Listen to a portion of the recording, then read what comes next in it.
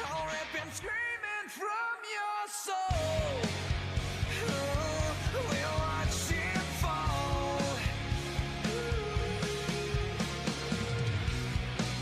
Now you come to walk on. Come on, set your light through. Just set your light through before we're only whispers in the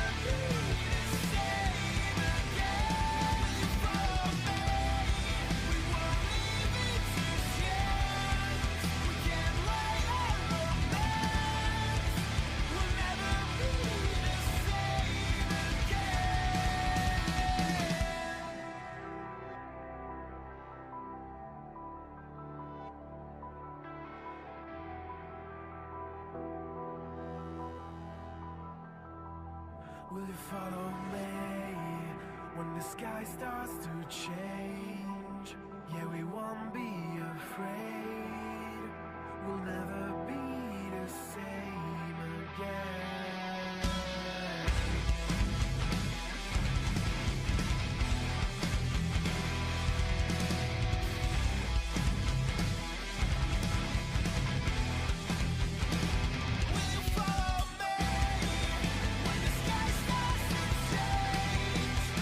we won't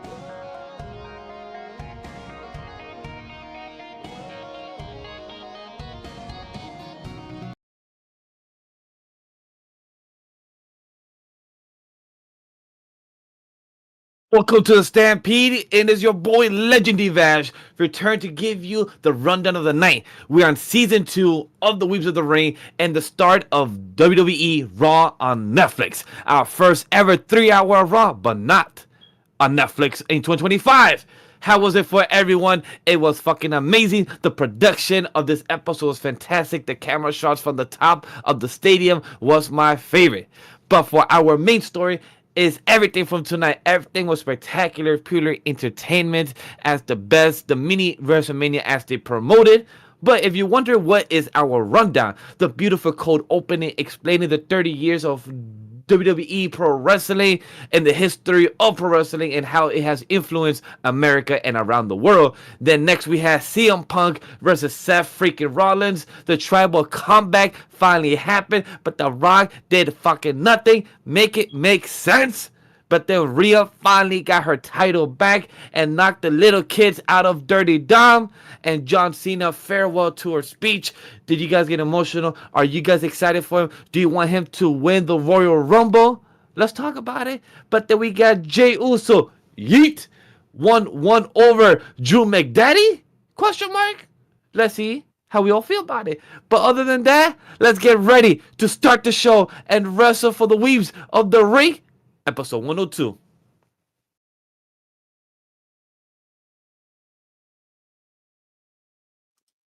With anime in our souls and thoughts of wrestling out of control, we are a group of weebs who love the entertainment of professional wrestling. So allow us to be the voices inside of your head as we go through the wrestling events of the evening, give our thoughts and predictions on what's to come, and provide an experience inclusive to all nerds out there. So grab your steel chair, for the table, and get put through an experience unlike any other. We are brought to you by Anime Studio, and this is the Weebs of the Ring podcast. That's right, we are a podcast now, not a podcast now. But yes, we are here to talk about Monday Night Raw. We are finally in the Netflix era, as Triple H told us after that awesome cold opening for Raw. But yeah, this was a show that was very much hyped. Some might call it overhyped, some may call it perfectly hyped, some might just feel that very whelmed from the night. But we'll get into all that. Of course, as always, I am your world champion Walk-ins here to just kind of chill out and have a good time talking about Monday Night Raw and wrestling and where things are going. But of course, I'm never alone in this endeavor because I have two lovely gentlemen with me. And as always, I will introduce them. First off, on my right shoulder, we have the visionary himself, the man, the myth, the legend, D. Vash. Vash, how you doing tonight, buddy? It's your boy Legendary Vash here to come back and tell you that the visionary, I thought he was gonna win. Honestly, thought he was. Yeah, I mean, he could have won. He could have won, but the best in the world did win. That is very true. Like our other co-host said, put the shirt out there. I don't have mine here tonight. I didn't get to do laundry, so I couldn't have my best in the world to represent. But the visionary, he thought he was going to win. But hey, I love the outfit. I love the gear. You had the vibe, and you guys did a great main event as well for the first Raw episode on Netflix. So, to me, did a great job. So, pat yourself on the back. Word. And of course, the other gentleman to my left shoulder, he is the genius of the mat. Ladies and gentlemen, boys and girls, children of all ages, welcome. Drop this box. Drop, how you doing tonight? Doing pretty good. Definitely do have a couple things to say about the show that we'll definitely dive into when it comes to how things transpired. And I'll just say this first, just so you guys get a good idea of the type of things you're going to see from me coming tonight when it comes to our coverage of the show. I will admit I did overhype myself a little bit when it comes to this show, when it comes to certain things, which I can't really blame myself because that's just how they hyped up the show to make me put myself in a situation like that. So once we dive into a couple of things, I'll definitely get a little bit deeper into exactly what I mean by that. Yeah, and I think I'm going to save my words for that when we talk about the show overall by the end. But yeah, let's kind of start everything with I want to kind of start with this cold open that they released. So they actually released this on Twitter earlier today. Yep. I'm assuming again to kind of hype up the show and all that, but they did show it when the show began. And I do like how they did it, where it was just like, they had this backdrop covering the ring, they were playing it for the people, the audience in attendance and all that.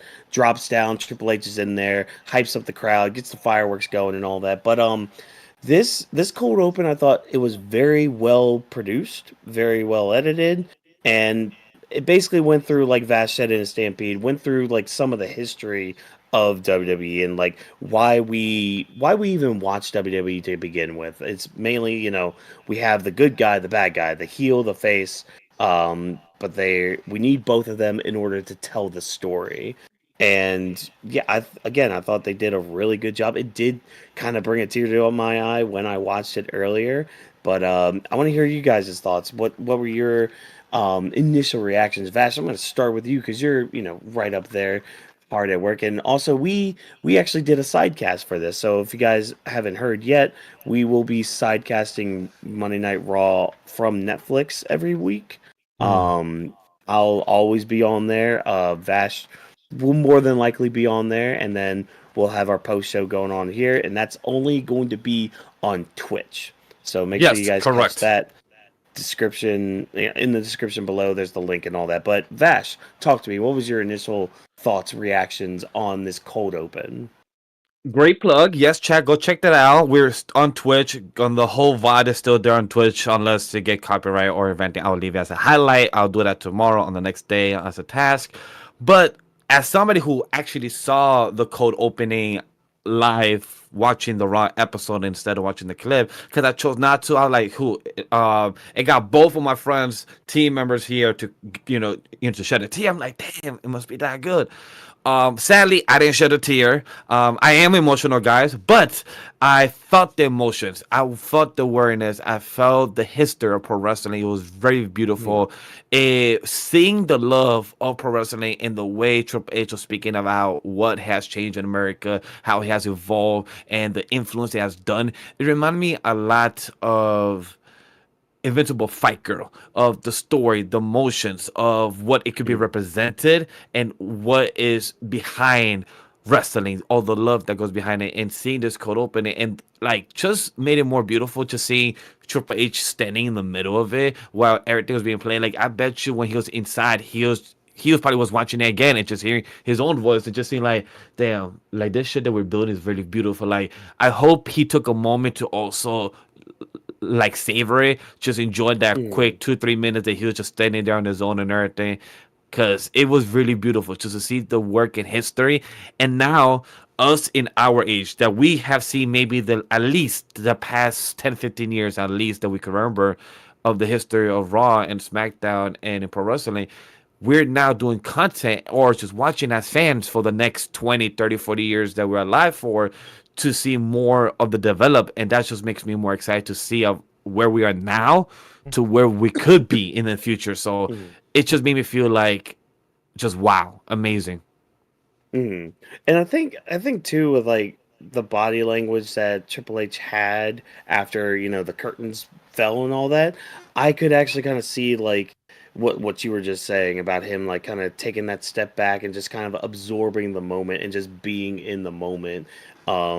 Just again, the level that WWE is at, especially with their production. I mean, it's incredible what they're able to do. Even tonight, like we had a lot of different camera angles and drone shots and all that stuff. Like WWE has really stepped up their game to produce content that is of a high quality,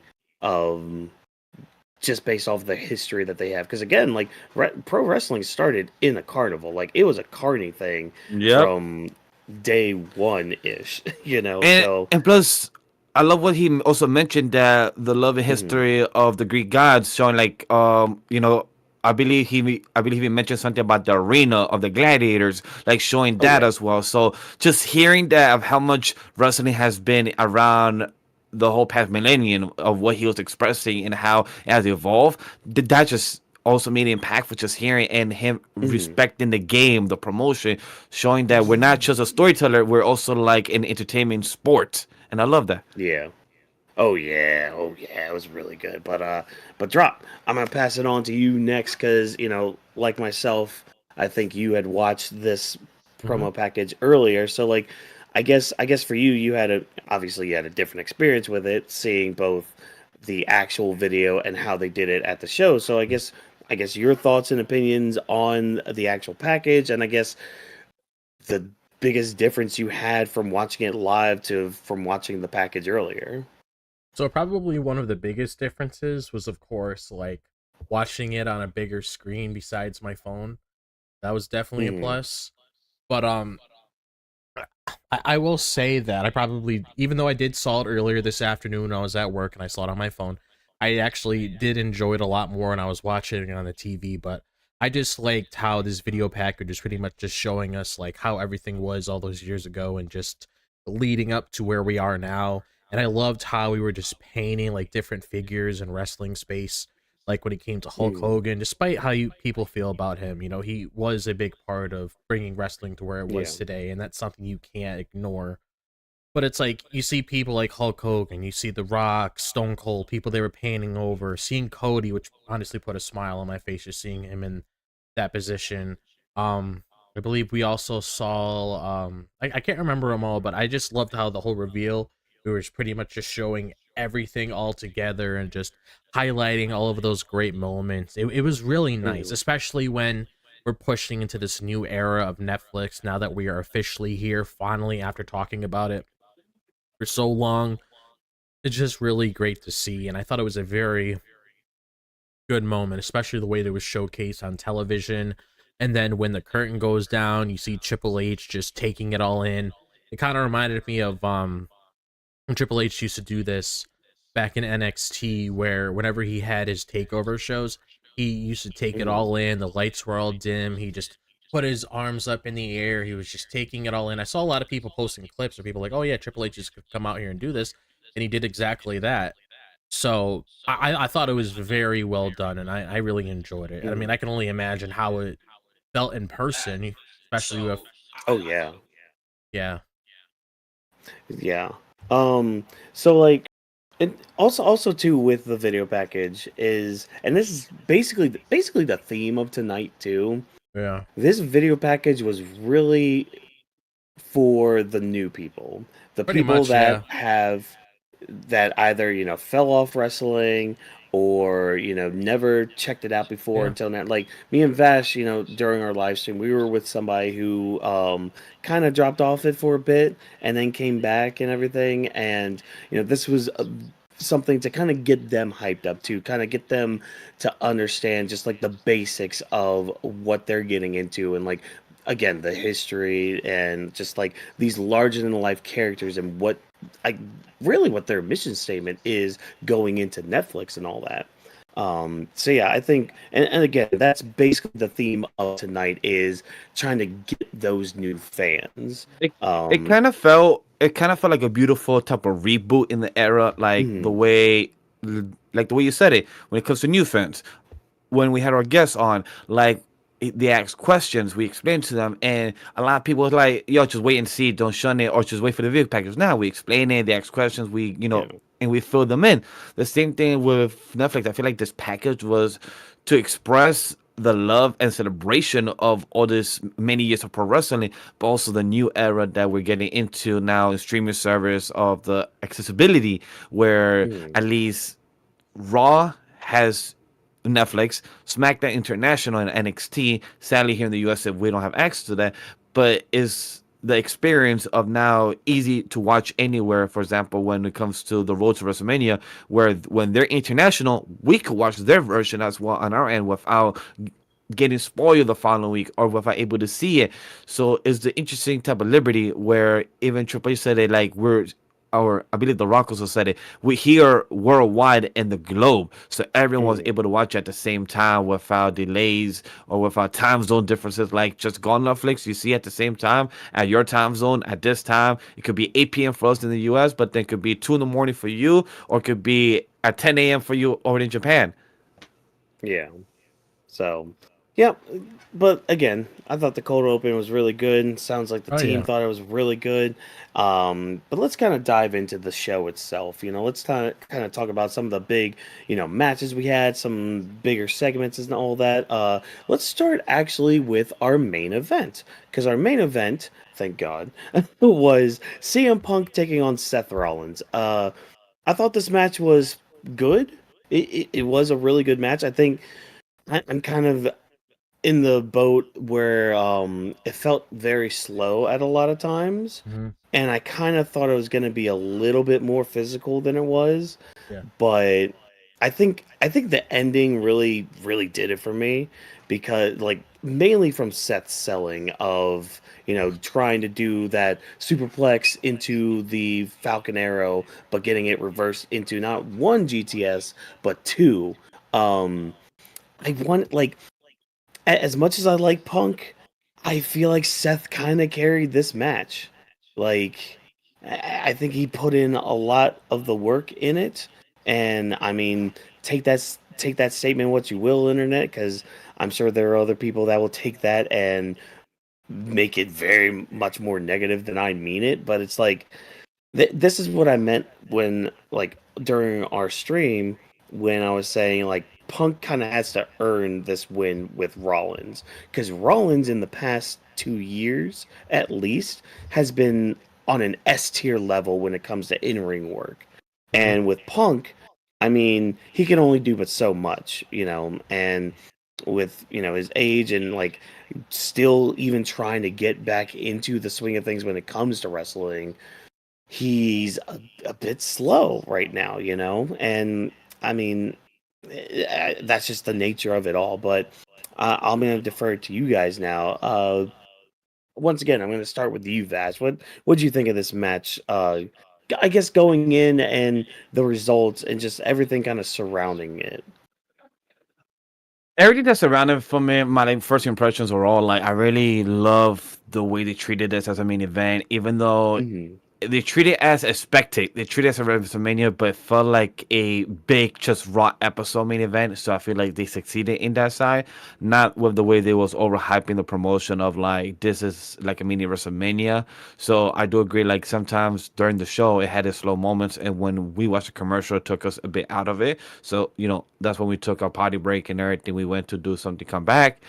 But for the main event itself, I was very happy that I could just focus to it, watch it. There was no commercial. There was not a lot of picture to picture.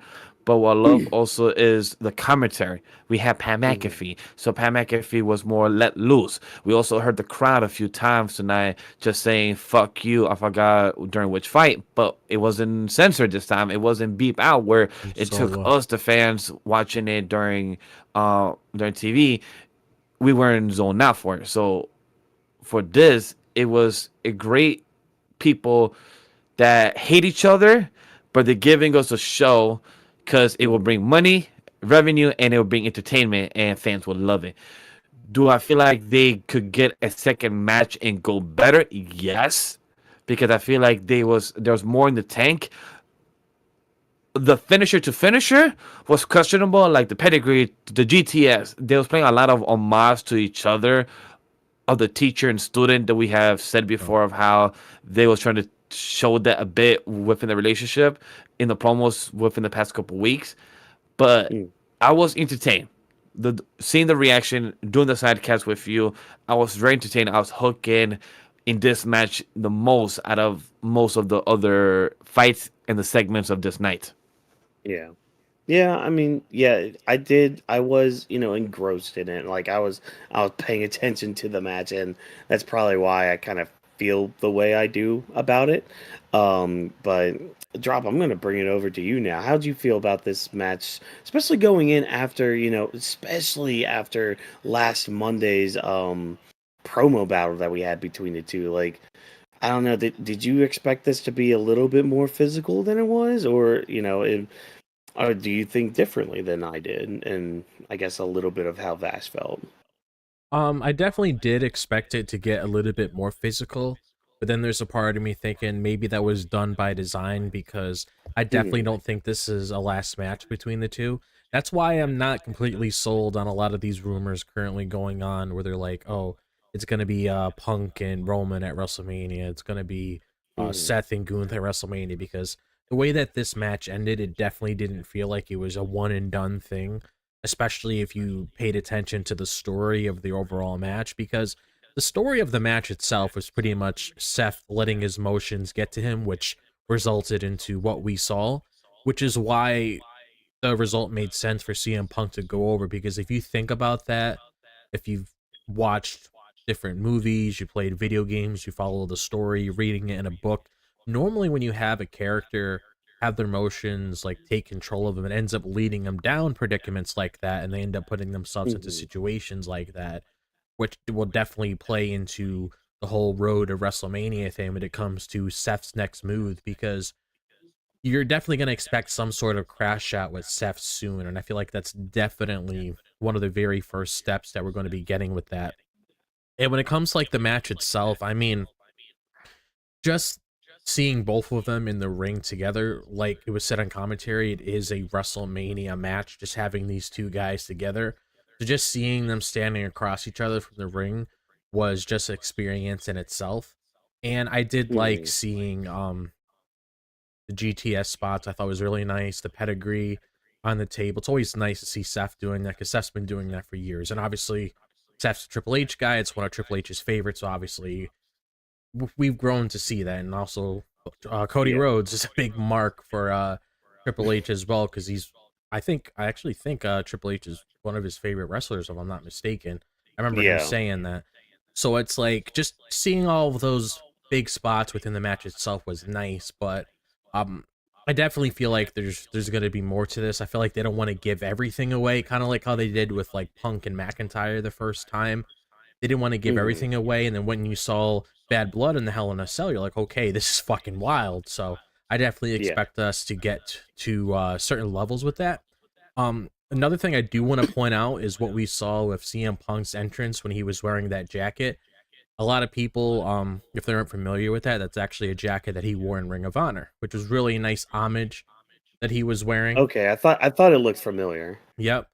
And another funny Yeah. thing about it as well, if you want to throw in memes now, it's the exact same jacket that he wore at All In when he had that whole crash out with Well, Mr. Jack, With Joe Jack Perry, yeah.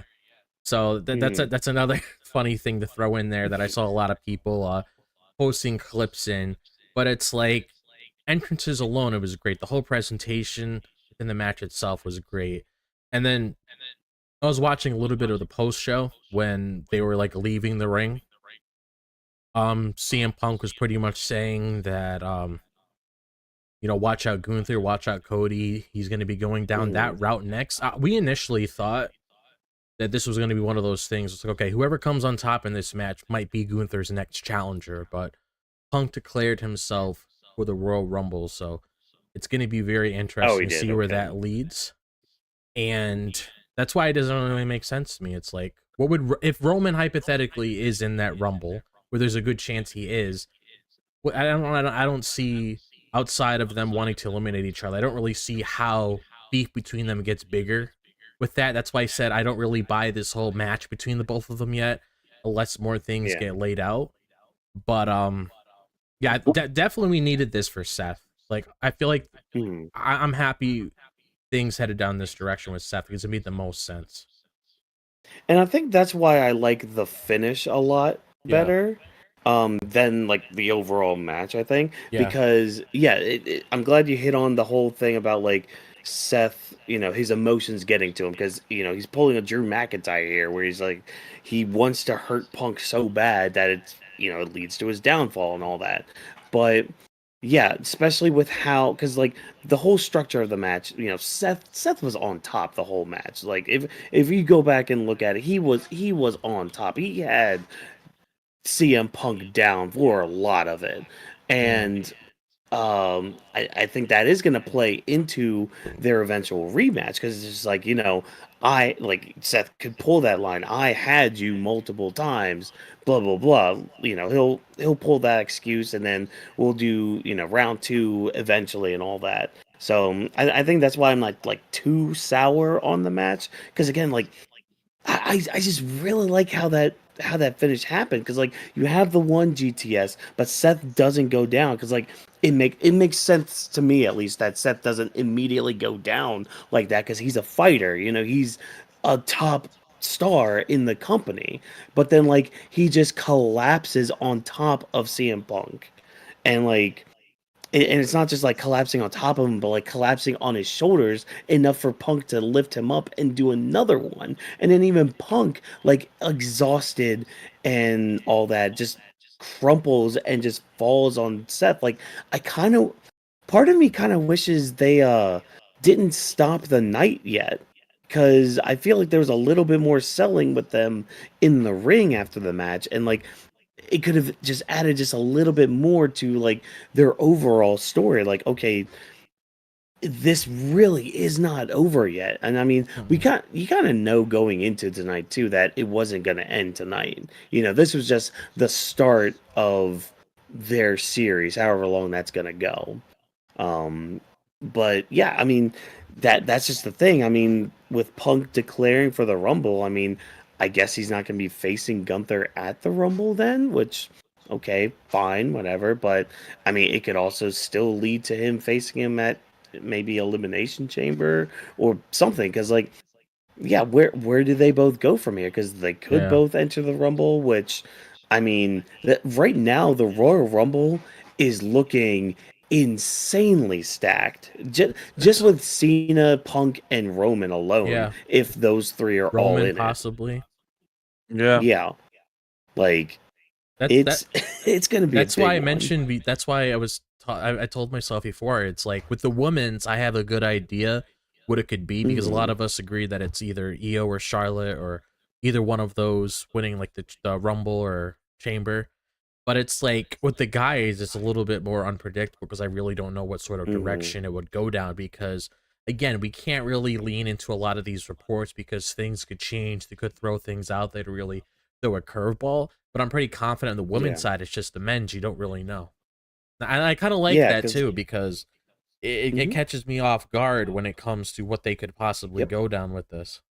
It's good to have the unpredictability of what could happen. Like, we used to knew or know what could happen for Raw and SmackDown for years because of the old regime. Now we're like, damn, what could it be? We don't know what's going to be happening. So it's kind of fun. I do want to ask, because I got a question right there from the chat. Which one you guys feel is more painful? Is it the pedigree or the GTS? Look, the one GTS that Seth did on Punk, like that was kind of a stiff one to the dome. Yeah, that's a stiff one. Punk. Yeah, I saw that. That Which, one. I felt like it was on purpose. I'll be like, I'm gonna hit you a bit hard with this knee, bitch. I'm gonna hit you, Punk. Like, So I'll put it like this: when it I think it depends on how the move is executed, because when it comes to the GTS, like you just went over, you got a knee to the dome. That could hit you pretty hard, especially when it comes to how stiff it could be. But I feel like the pedigree, it all depends on how you execute it. Like if you're on a table, if you're doing it on a chair, you're doing it on the steel steps, whatever the case may be.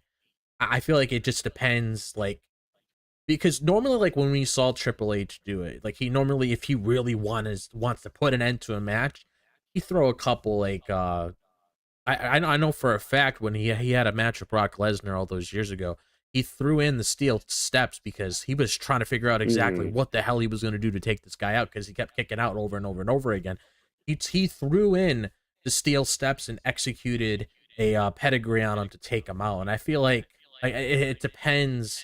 I feel like you get more leverage with the pedigree depending on what level you want to take it, but definitely you get hit with the fucking knee, which you have like the bone right here. That can get you pretty good. That can give you some CTE. Like, a big shout out is because that's my brother that asked, because he wanted to know from our opinions, and also because he asked me to say from experience. I have gotten the pedigree, the GTS, the spear, the tombstone from my brother. We were little kids. We were very rough house, and in my opinion, I will say the pedigree as well. I will say the pedigree as well. The GTS, I will agree. Depends how you maneuver. It could be stiff, like like our boy gotta- Seth did it to Punk. He like, Yeah. hey, I don't like you, motherfucker. Oh, Boom yeah. with the knee. But if you want to be like CM Punk, how he saves other people, where he has more fluid on the GTS, but the pedigree, no matter what, you also have your arms in an awkward position when there's being grabbed, and then you're being thrown from the air, a good 3 feet in the air down. Even if it's mad or steel steps, you will be uncomfortable and in some bit of pain. So, my opinion Yeah. was the pedigree, Right. and I will say Punk. I'm sorry, not Punk. Seth doing the GTS the first time around, that one kind of shocked me, but then Watkins said it during the stream that he's gonna do the stomp. Yeah. Punk's gonna do the stomp to Seth. Oh, yeah. That was really cool to see that. Like just to see that they both did their maneuvers, it was really cool. Yeah, I had to post that thing in our personal Weebs of the Ring chat. It made me laugh when I saw that Blake question. Oh. I'm sure you already look, figured it look, out. just because they were fighting each other last week doesn't mean they were like little kids, you know? Yeah. Yeah, it Exactly. happened. Yeah. But I don't know. I don't have a lot to say here because I mean, No. we've talked about the story a lot going into Okay, it, and it's just My like question is to you guys: are you guys Yeah. sad that we're not getting into this in WrestleMania now that we finally got it? Because I know we've been building up for 10 years. You know, ideally story-wise purposes. Are you guys a bit disappointed that we did not get it this for WrestleMania 41, or is it like too late now? We move on, or we could have a round 2, but it's not gonna feel as impactful on a big stage like it could have been. I'll say this though. I feel like it could still be impactful because I'm gonna go back and bring up the whole Drew McIntyre and CM Punk feud. The way it started off similar to this, and then as it built up, it started getting more and more intense. And that's why a lot of people were saying, you know, at first I was one of those people. It's like I don't want to see this here, but after looking at it, I definitely feels like it's going to be a similar situation where it's going to get more intense as it goes. And especially considering a lot of history that these two have with one another, I wouldn't be surprised in the slightest if they have some sort of like if they have some sort of rubber match at WrestleMania, and that's the big payoff. That's when it gets super fucking crazy and everything, because you got to keep in mind, like I stated earlier, after the match, CM Punk was talking shit, which he has every right to talk shit, and I really liked that. It's almost like it was a shoot the way he was saying things. It's pretty much he was saying is that, you know, he was pretty much talking shit to the people, saying that he couldn't go anymore and he couldn't do this and that, and he acknowledged his age. It's like, yeah, I can still go, I could do a lot of shit. It's like, yeah, talk that shit. You have every right to talk that shit. That's pretty much how you build up who you are and everything. So it's like, you got to think in your head, obviously Seth Rollins is fucking fuming after this. CM Punk wants to enter the Royal Rumble. He wants to get that WrestleMania main event. Seth Rollins knows if he pushes him out of the Royal Rumble, CM Punk's going to get fucking fuming. That's Seth getting his revenge there. Go back and forth. Like Watkins says, possibly do a match at the Elimination Chamber. I would definitely not do it at Saturday's main event. I would hate that. I already explained on Friday why I'm not really a big fan of that sort of thing. But it's like, it could build up to another match. I would say Seth gets the victory there, and then a final match at WrestleMania, depending how it goes, really. Yeah. So Yeah. That's the thing. I think I'm happy we got match 1 here, because if we were gonna if this was gonna be the quality of match 1, I'm glad it wasn't at WrestleMania. I'll say that. Because if this was the match we got at WrestleMania, I would have some issues. I would have some more things to say, but yeah, I think it's one of those things where you look back on it and it's just like, okay, you know what? Yeah, this was fine. This was okay. This was what it needed to be. So yeah, I think later on down the road they'll have better matches. Again, not saying this match was shit or anything. It's just, it's just a little slower and a little less hard hitting than I thought it was going to be. Which is not a But- bad thing.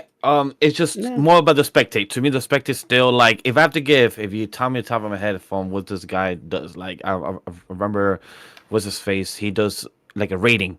If I have to give like this Seth and CM Punk first fight, and also it was CM Punk first fight on Raw as well, which is something that I did not know, which is something crazy.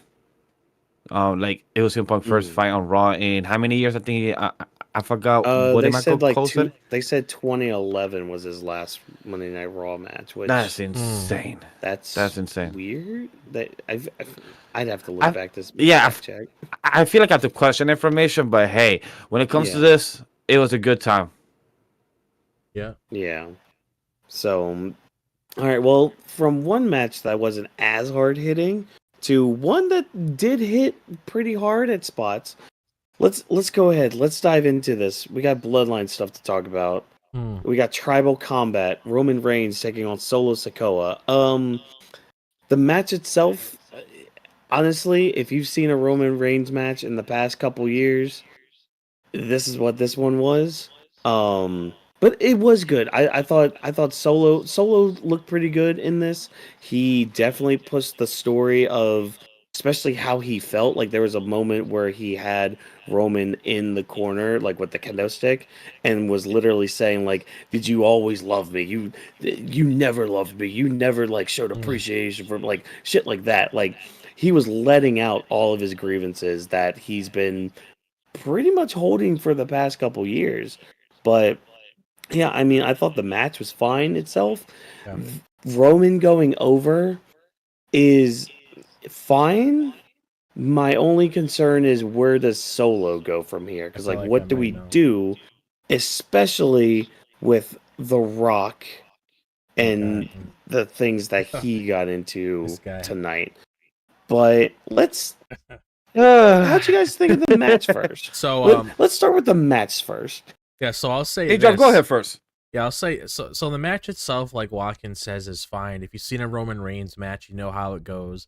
There's always a Yeah. story. It's basically the story that's being told on the ring that really stands out when it comes to a lot of these matches. Like It's a tale Watkins. as old as time. Yeah, exactly. So it's like you already knew what to expect out of this match jumping in. And just going along with like what you said when it comes to where Solo can go from here.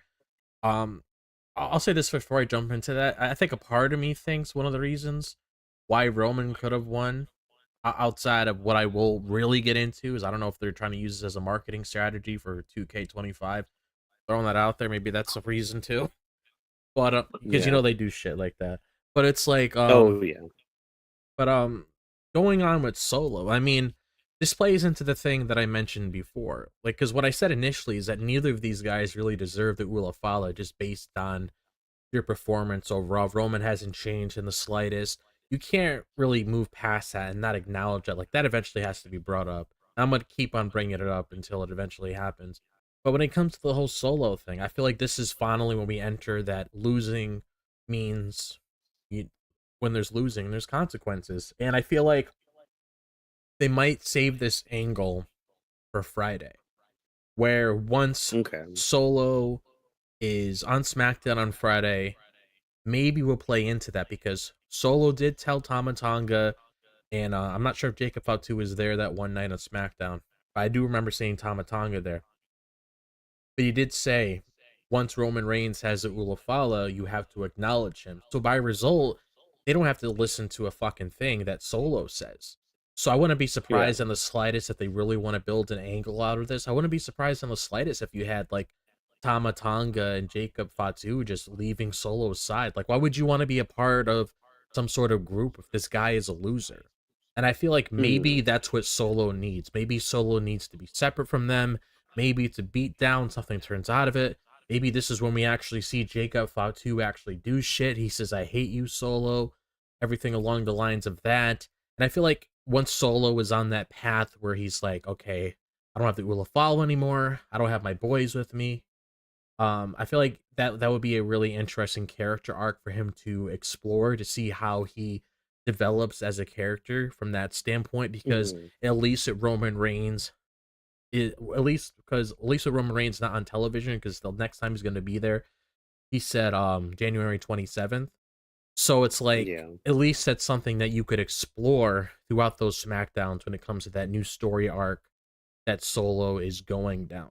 Because when I was jumping into this initially, like I said, I kind of feel like I overhyped myself because I was expecting a lot more of things coming out of this, which was Hmm. basically I expected Solo to go over. Like, if I had to choose one, I did initially expect Solo to go over. And then I was expecting some sort of shenanigans to play out with The Rock. I don't know if I'll eventually touch on that once I get the cue to touch on that. But it's like that basically like dives into like my initial feeling when it comes to everything overall. But with like Roman Reigns like getting the Ula Fala back, it just honestly makes me question like, okay, like what's the next step for Roman? Because it's almost like we talked when Damian Priest beat Finn Balor at Bad Blood. That was kind of like the end of the story right there. Damian Priest Yeah. beat Finn Balor. Why should we continue this? Thank God it's ending next week, by the way. Little spoiler. But Thank God. but it's like he got the Ula Fala back from Solo. It's almost like he completed the mission there. He defeated the final boss, and it's kind of like, well, where does Roman go from here? What's his next story arc? That's why it's really hard for me to figure out. And there's nothing along the lines of Punk, like I mentioned earlier, that really could say, oh, maybe that's Roman's next challenge or whatever the case may be. Is so Yeah. I'm having more struggles when it comes to figuring out what's next for Roman rather than Solo, because at least with Solo you can get some sort of compelling story that you can tune into every SmackDown to see what could happen. Does Jacob Fatu and Tama Tonga leave him? Does he struggle when it comes to feeling like a loser and seeing what he deals with within those weeks before Roman comes back or whatever the case may be? Like with him, it's a little more interesting. Roman, I don't know. It's really hard to tell um what sort of thing could really come out of this when it comes to Roman. Because it almost You know seems what? like everything is back from square one. You're jogging my idea brain right now. You just jog something really quickly. It might be Jacob Fatu. Now hear me out with this, because like you brought up that like it was like a couple weeks ago when Solo had mentioned to Tama Tonga, yeah, when if I do lose, we'll have to acknowledge Roman Mhm. and all that. And you had mentioned, you don't remember Jacob Fatu being around or even being told that. So it's like, okay, maybe he wasn't told that. So there's one thing right there. There's also the whole "I love you" Solo kind of thing. Like, what if for like Solo's character, it's like this depression kind of thing, like, Mhm. okay, I fucked up, like, again, doing the whole losing has consequences kind of thing. And because Jacob loves Solo so much, Oh yeah. he won't acknowledge Roman, and he'll just go on the warpath with him, like against him and all that. Like, because I could see, Tama Tonga maybe falling in line, like reluctantly, but like being like, all right, I have to do this kind of thing. I don't like it, but I'm gonna have to do it. But like Jacob, I mean, he's almost like a wild animal, like in WWE sense, he's like the second coming of Umaga, you know. Yeah. So it's like I could see him, like I could see this being how we get Jacob versus Roman, because like especially if Roman ends up in the Rumble and all that, because that's the thing with Roman, the next like part of his story is getting that WWE title Oh back, yeah. because again, that's like that is the prize for the tribal chief to have in order to be on top and all that. But like Jacob can easily screw him out of that, in the Rumble. But Mhm. like that could be where we're leading towards with I all hope so. this, I hope yeah, so. yeah, we could only hope I mean, so. as much as I would love to see him and Punk at Mania, I mean, I'd rather see something like that just so you could Hmm. establish a new star and then you could build him from there. Because even Roman, I believe even Roman said before in interviews that he did everything he had. He did everything that he could in the business and he's happy with that and everything. Yeah, And now he wants to help out his family. So that would be a match. If I were to put it on WrestleMania, I would have Jacob go over just to establish yeah. him even further. Because Roman, just like Cody and everybody else, are pretty much bulletproof now. So if Roman loses to Hmm. Jacob Fatu, it's not going to hurt him in the slightest. And you've noticed that they kept them apart for a reason. Even when they did the tag match, they didn't really get that physical. It's almost like they're trying to save that for a reason. And I'm Yeah. hoping that's in the works of like a WrestleMania match for Jacob Fatu, because that's something that I would absolutely love to see if that were to be a thing, because that definitely Yeah. does make sense. Yeah.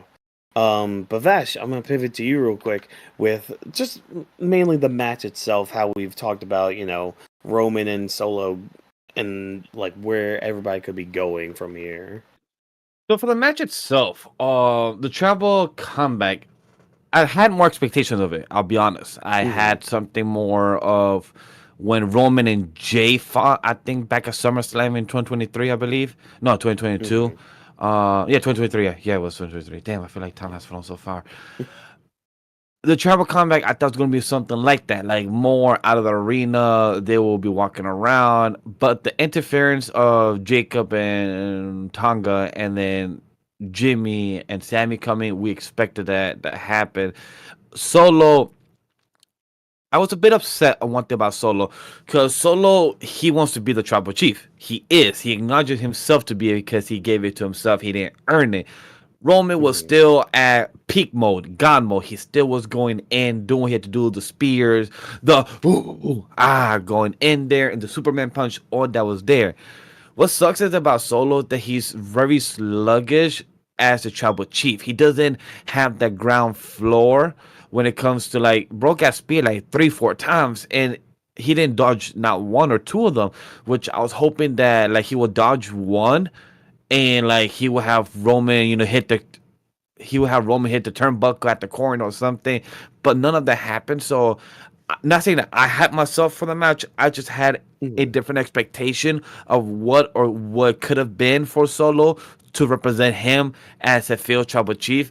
Him losing and him looking a bit sloppy for me kind of underwhelmed him of what probably for his character as it should be, because he didn't earn it. So maybe once the next 6 months he start earning his stripes and he start earning for why he should become the tribal chief and why he should be having the Ula Fala in the next 6-8 months.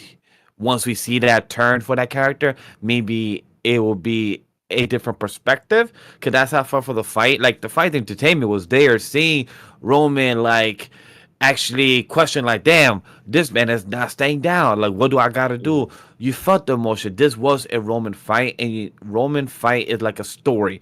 You're there to see the highs and the lows. How do we get there? How does he make it out after the Superman punch? How did Solo get out still?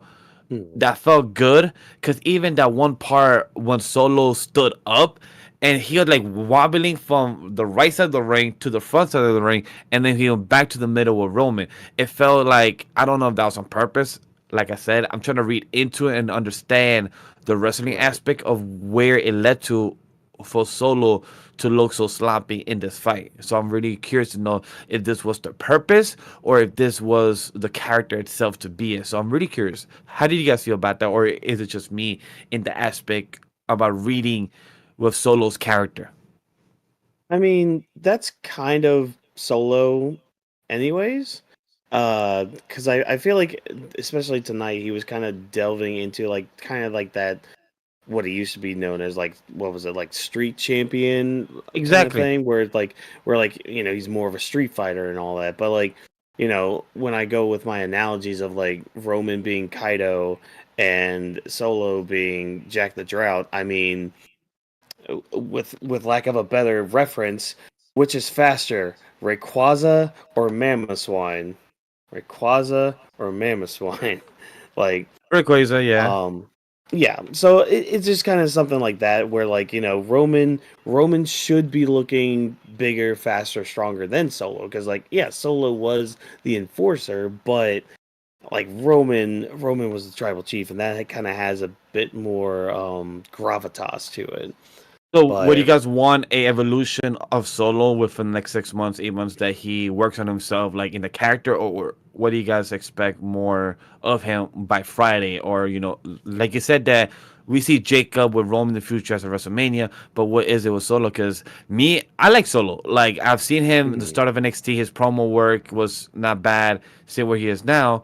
I'm really is curious to know like what is his next step as a character, because most likely I believe his version of the Bloodline is staying on SmackDown, I believe. So I'm just really curious to see how do they make themselves still believable. Like, is he gonna go after the U.S. title? Is he gonna go after Cody again? So like, what's mhm. Hopefully next for no. him? or is he gonna take a break, like be off air, work himself, and then come back at the Royal Rumble or some shit? Yeah. Yeah. I mean, there's going to be some character work to go on with all that, but yeah, we'll just have to we'll have to see how they play it out with SmackDown moving forward. But speaking of moving forward and speaking of character work, we gotta talk about this. We gotta have a little bit of a sit down chat about The Rock tonight. So The Rock comes out, cuts a promo like at the beginning of the night after Triple H does his thing. We get the whole goosebump segment. Look at me, I'm The Rock. All right, cool, neat, awesome, fantastic. This promo he cuts, where he starts kind of acknowledging a lot of people. Like he acknowledges Roman being the tribal chief. He acknowledges Cody. He kind of jokes with him a little bit too. And like I remember watching this on the live stream. I'm just sat there very confused because it's like, okay, which Rock are we getting? Are we getting Dwayne here? Is he just out there, to play board member and play nice with everybody and all that? Hell, even in his little Instagram live, he goes up to Cody, gives him a hug and all that, and he says, "Oh, don't worry, I'm playing nice, truce and all that stuff." Like, okay, what? Like, you guys had almost a blood feud earlier this year to the point where you like left Cody in a bloody heap screaming Mama Rhodes, Mama Rhodes, Mama Rhodes. You beat him with a belt, dude. And he even said in his promo at the end, opening the show, he said, "And Cody, say hello to Mama Rose for me." And Cody laughed. He giggled about it. He like, "You funny, right?" And just acting normal. I'm like, I'm confused. Yeah, and then like if that's all it was for tonight, then I would have just talked that up as like, okay, this is board member Rock talking, okay.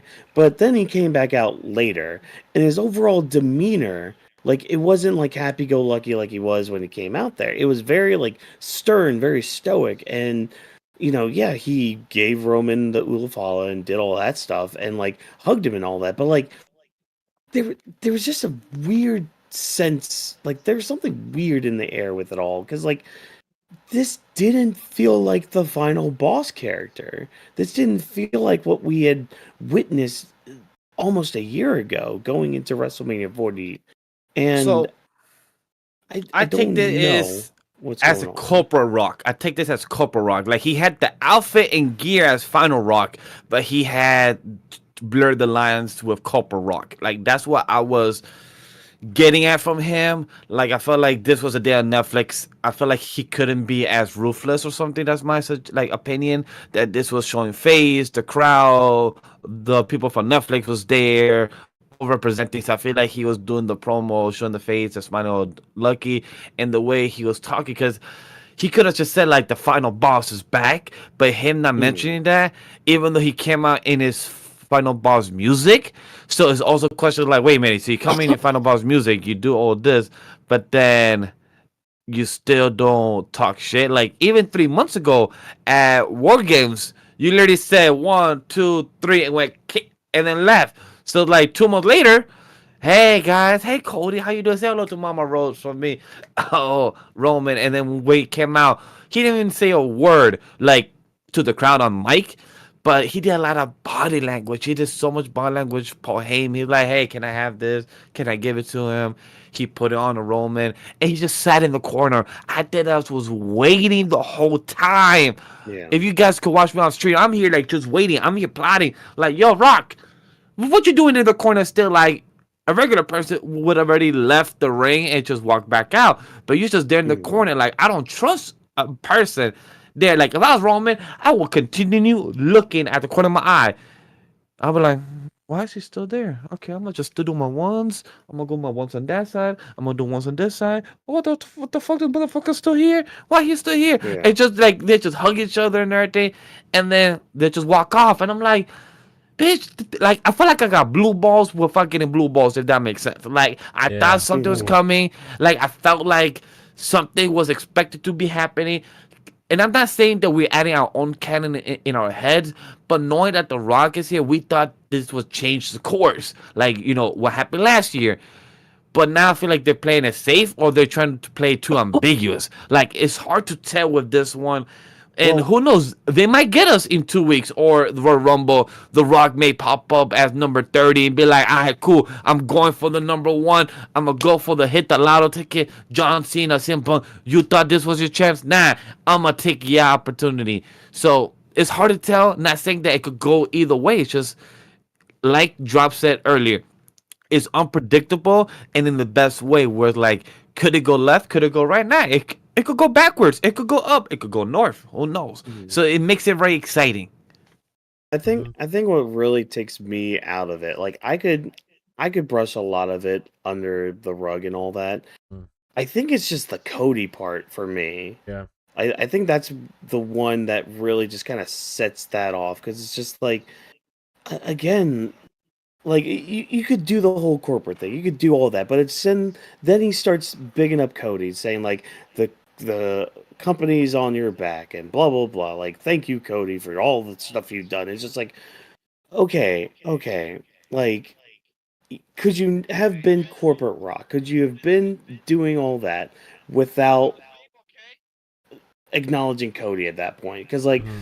it really kind of takes you out of the story part of it, you know. And again, like I get it. Oh, you got to be corporate, got to Yeah. show face and all that stuff. But like, there was there no other better way to get around that without kind of breaking the story you told almost a year ago? Yeah. I mean, yeah, I don't know. Drop, do you feel any different? Like, Yeah. is there? Am I like missing Yeah. something, or So like?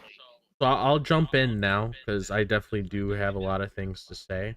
So I was waiting for Oh you yeah. guys. Uh, so pretty much like this, my whole thought process behind this whole Rock thing, and I noticed this with a lot of people. A lot of the stuff that happened with the Rock earlier in the show, I did notice, especially when I was talking about the show with my friends. Mhm. I did notice that this whole part with Rock earlier in the show, a lot of people were tuned out of it just because of his overall approach, because he was acting like corporate Rock. He wasn't really acknowledging anything that happened in the previous year.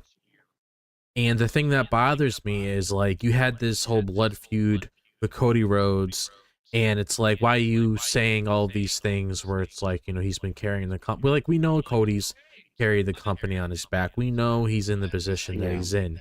But it's just really weird to see Rock approach it in this way where it's like where it's like oh, you're doing this and that, and then you see these Instagram videos of them interacting with one another like nothing happened. It almost takes you like out of it, where it's like, okay, Mhm. why? It's almost in a way that The Rock is actually damaging the final boss character, because when The Rock came Yeah. back as the final boss, that was pretty much. I would honestly come out and say that was probably one of the most exciting parts about Rock that we've seen in a long time. Like, outside of when he came back and he had that stuff with Cena all those years ago, like the final boss character was pretty much something that we haven't seen from The Rock before. And it was different. It felt nice. A lot of people were really tuned into it whenever he came on television. So just seeing Rock do all this stuff tonight, to me, it seemed like he damaged the final boss character, and then he gave the belt away, and then he was just doing all this goody two shoes shit. And then you saw the thing where he was Mhm. coming out towards the end of the Roman match with Solo, and I was like, okay, is this going to be a swerve? Because a lot of people were seeing him come out. It's like, okay, what's going to happen? And the way that he was positioning himself a couple times, I thought Heyman was going to give him the Ula Fala, even though technically he doesn't really need it because he's above that. I thought he was going to give it Mhm. to him anyway. And then the way that he was approaching Roman in the ring, I thought when they turned the camera, he was going to hit him. He was going to give him a rock bottom when he was shaking his hand and everything. But no, it was a lot of goody two shoes shit. So Yeah. to me, it was like a little bit weird, and I can't really say, oh, maybe this will extend a little bit further. Maybe something happens at the Rumble or whatever. Like, I'm just gonna come out and say, like, when it comes to the unpredictability of the Rumble, like you mentioned before about Punk, Rollins, Cena, etc., so on, you could paint a better picture with that. This honestly did tell me that Rock is not working Mania this year. Yeah. Same And here. I'm not gonna like come out on a limb and say, oh, this could lead to something else. It really doesn't, because it honestly felt like he No. was just there for the press. It's in Las Vegas. I mean, he's gonna be in NXT tomorrow. So it's like he's just there because he was at that global thing yesterday for the award show. He's at Raw today. Tomorrow, well, later on in the day, he's going to be at NXT New Year's Evil. So it's like, okay, it just seems like he's here for this time, and then that's it. Because if they were going to Yeah. build some sort of angle, it would have come off in a way where if he said some snotty remark or whatever, but it's like acknowledging Cody Rhodes, knowing, like, here's the thing. With Roman Reigns, one of the things I do like about Roman Reigns, regardless of me saying that he hasn't changed when it came to him apologizing to his family for all the stuff that he did, one of the things I can acknowledge that Roman Reigns does very well is that he stays true to how he feels about people. Like when they were all sitting in the room around Survivor Series, Roman's Seamus like, oh, maybe we should get Seth, and then Roman's like, no, you should get Cody. He's like, no, that was a one and done thing. I like how he stays true, where he's like, okay, we're doing this one time only, and that's it. He's not like, you know what, I worked with Cody now, we could work together again. Like, no, Roman's like very he stands his ground. He puts his foot down. That's something I can really appreciate that Roman does. So that's why you can take him seriously when it comes to his relationship with people. And then with The Rock, I mean, just him putting over Cody and doing all these different kinds of things, is it nice? Sure. But at the end of the day, it's kind of like you're pretty much walking away from that. And then we were talking about Cody and Rock potentially having a match at Mania this year. That kind of completely writes the idea completely away. And you can't even say, oh, we could see that next year, whatever the case may be. It's like you pretty much just wrapped everything up like you're friends and you're sharing a drink. It's kind of like, I don't want to see that shit. So it's like, Yeah. I don't think Rock's going to be at Mania at all. Will he maybe come off as an appearance because it's in Las Vegas? Sure, but I don't think it's going to lead into anything unless it's something where he does something with Roman there. But I'm not going to really put too much stock in that at all. Like he's definitely not working Mania. I do believe in that rumor that's currently going around, or about him doing reshoots for Moana or whatever, focusing on a lot of stuff that has to do with that industry. I definitely feel like that's his central focus there. But I will admit, in the beginning, this did turn me off. It really did. Which is insane because it's at the beginning of the show.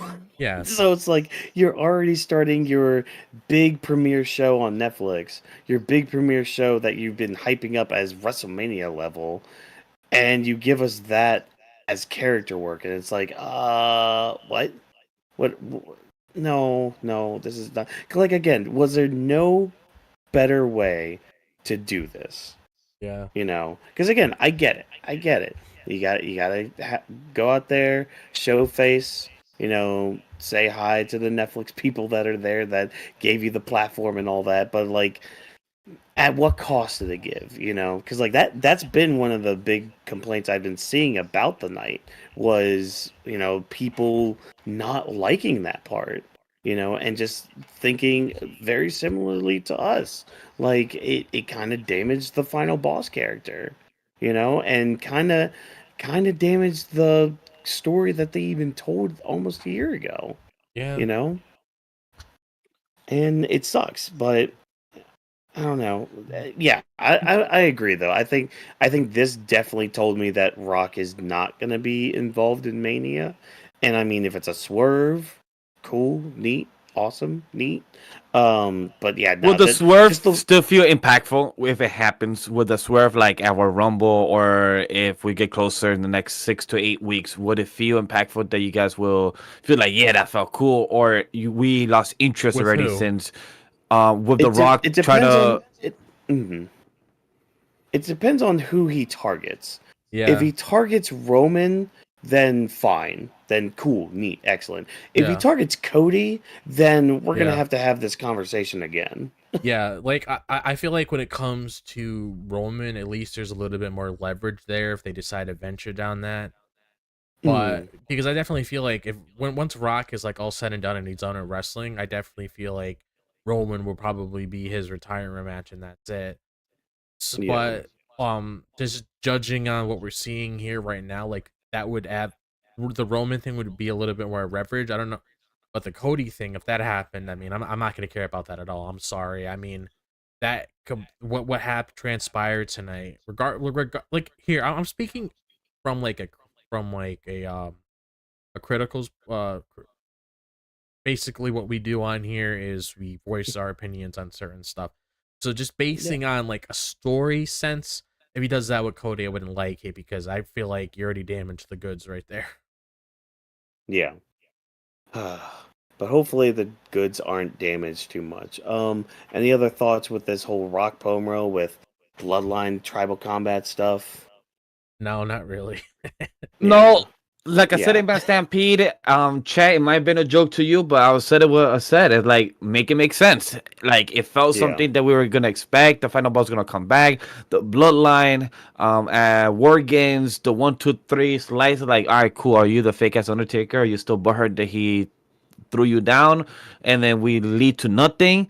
Like, okay, cool. And if they don't make this hot sooner before The Rock also retires, because John is on his farewell, The Rock is not getting older, so The Rock and Roman type of stuff is gonna fade out and it's gonna lose its flair. Because I don't want to see no Ric Flair, no Hogan, no Triple H, no Undertaker stuff still doing when it's past the prime.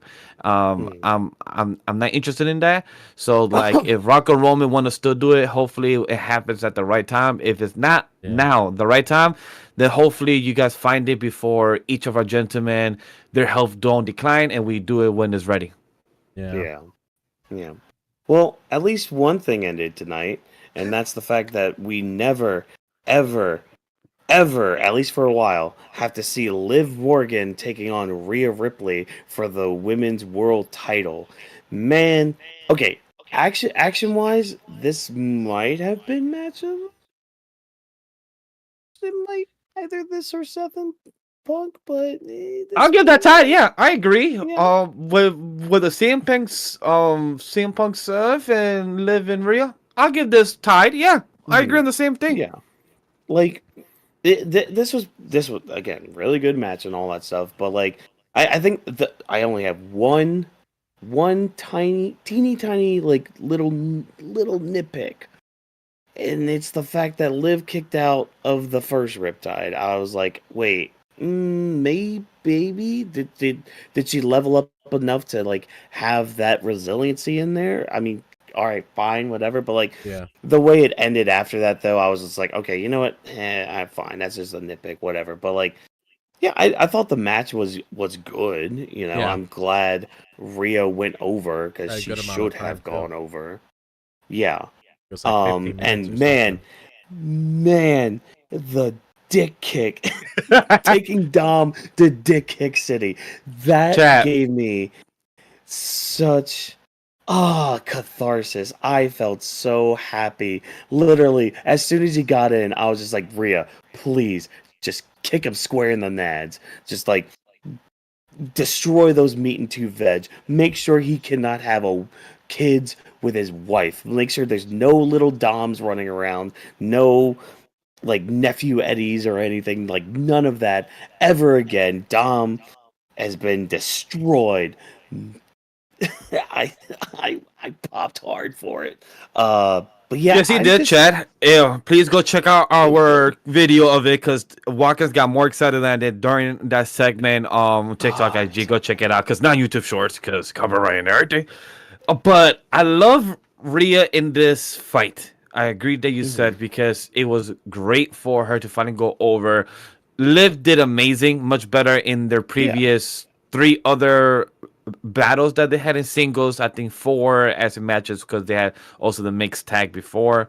So when it came to this, I love that they play homage as well to a few of their fights back in SummerSlam with the first chair shot that Raquel tried to do. So I love how they play homage to things that could have happened before but did happen. But with this time, they learned better and they, it didn't get pinned for it. So I really love those little type of Easter eggs for fans that notice the things that, I see you guys, redid this to play homage for something that happened before. So that's really cool. And I love how Raquel is the worst bodyguard. in existence in WWE. Oh, here we go. Hopefully that gets talked about, or Liv be like throws a tantrum, but most likely it won't happen because the next thing for Liv and Raquel most likely will be for the tag titles. But I don't know how will that go moving forward as well. No, Hmm. Yeah, exactly. Like it's not I happening, can't do the brother. Kratos no right now, so Yeah, so I'll do it for you. go That ahead and do I'll, that. if I'm starting to believe in the whole rumor about them potentially moving on to the Wyatt Six. I don't, because you got to think about it like this: did they really earn a title shot for the No, tag titles? Because you got to look at it no, from yeah, that yeah, point of view, and you also got to realize who has them. One of outside of Rhea Ripley, Bianca Belair is like one of the top females in that division period when it comes to Yeah. WWE, and I can't really see them having any good victory over that. And I don't really think we really want to see stuff like that. And so it's like when it comes to the match itself, it's like I would say probably outside of CM Punk and Seth, because I really did enjoy that match just because of the presence alone. I can't really erase that from my memory because it was a very special moment just seeing those two in the ring. But Yeah. definitely when it comes to like Liv Morgan versus Rhea Ripley, like I am happy that this feud is over and done with because it's been going on for so long. I'm still gonna stand by what I said months ago about it ending at Bad Blood, but it didn't. It prolonged Yeah. itself to here, which okay, we got here, and I'm happy that the cards are being played in the way that I wanted to see it because we got Tiffany Stratton as a new women's champion on SmackDown. Mhm. And then on Raw tonight, we had Rhea Ripley as the new women's world champion on here. Hopefully, I get lucky later on today. I get Julia as the new NXT champion. I'll probably do something with Vash recording that. We can put that on the social media, get some reactions out of that. Definitely going to be doing a lot of that, guys. So look forward to that.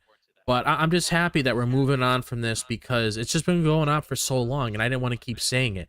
A lot of people were saying, "Oh, well, it could happen more." It's like, no, it's not, because they literally said this is the end, building up to the match. Why do you even come up with a statement like that? It's gonna go on. They're gonna prolong it for Mania. It's almost like people have like reading disabilities or something like that. I mean, Look, I know I'm coming off as a dick now, but you got to nah, understand the kind no, of no, people that because like media literacy is low, so it's yeah. just like is come on, yes. people, Yeah. come Yeah, on, so, so people. so it's like I'm happy it's done here and we can move on from it. Rhea can move on to greater Mhm. things. Liv can move on to greater things. I'm still gonna come out here and give Liv Morgan credit. I want people thinking that I'm shitting on her and I think she's a bad person because she's not. She's great. I'll one thing I will say about Liv Morgan, this is the best that she's looked, especially when it comes to her second Yes. run as champion. This is the best that she's looked compared to when she cashed in her Money in the Bank and won it off of Ronda Rousey all those years ago. And then she This is lost it. definitely the best that Liv Morgan has looked, and they should definitely continue to have her in the spot when it comes to somebody that you could always hop back to if you really want to run a Hmm. program with whoever she has beef with when it comes to whatever feud that she's put herself in. But this is the best that she's looked. Hopefully, they have a solid plan with her. You know, Alexa, if they are going down the route with the Wyatt Six with Liv Morgan, Alexa Bliss coming into the mix with that would be pretty cool. But definitely love to see Liv Morgan, Alexa Bliss interact with one another because that would feel like when Alexa comes back, she's probably going to get inserted into the Wyatt Six just because of the whole entire history between her and Bray. But Yeah. one thing I did absolutely love is the endorsement that we saw by Undertaker. I thought that was great. A lot of people like Yes. caught off guard at first because they saw Taker come out like, why is he here? A lot of people were expecting Becky to show up here. But Taker coming out here doing his thing. I actually thought the way the segment was gonna close off, Rhea was gonna hop on the motorcycle and that we're gonna leave. I thought so too. But I I thought she like was gonna how like hop on in the back. but I like how I he was I was I was thinking that was gonna happen too. yeah, That would have been a beautiful type of yeah, yeah. like some It idea would. of like go on the sunset or some Yeah. shit. Yeah, it would, but I kind of like how they did it even better just because You that's a do. stable pose that Taker has done, especially when it comes to playing that American badass character where he always puts his arm up in the air. So I like how he put over Rhea Ripley. I mean, that just goes to show you like how much stock they have in Rhea Ripley when it comes to how they Hmm. view her as one of those top girls in the main event division. So I am very excited for that. Rhea Ripley as a new champion. It's going to be very interesting to see where she goes this WrestleMania season, Io Sky. But definitely it's going to be. I'm excited. I mean, Io and Rhea, we know it was teased. I know a lot of people. Someone did ask me online. I did respond to Mhm. them because I responded to one of JD's tweets, and they asked me, it's like, oh, I can understand Rhea, but why does Io need this spot? Her previous reign wasn't anything to write home about. Basically, it's just people want to see these two in the ring because they have a lot of history at NXT, just like Bianca and Rhea do as well. But a lot of people just want to see a great match being put on between these two, and I feel like Triple Yeah. H when it teased that little segment with them all those months ago, they weren't going to do anything.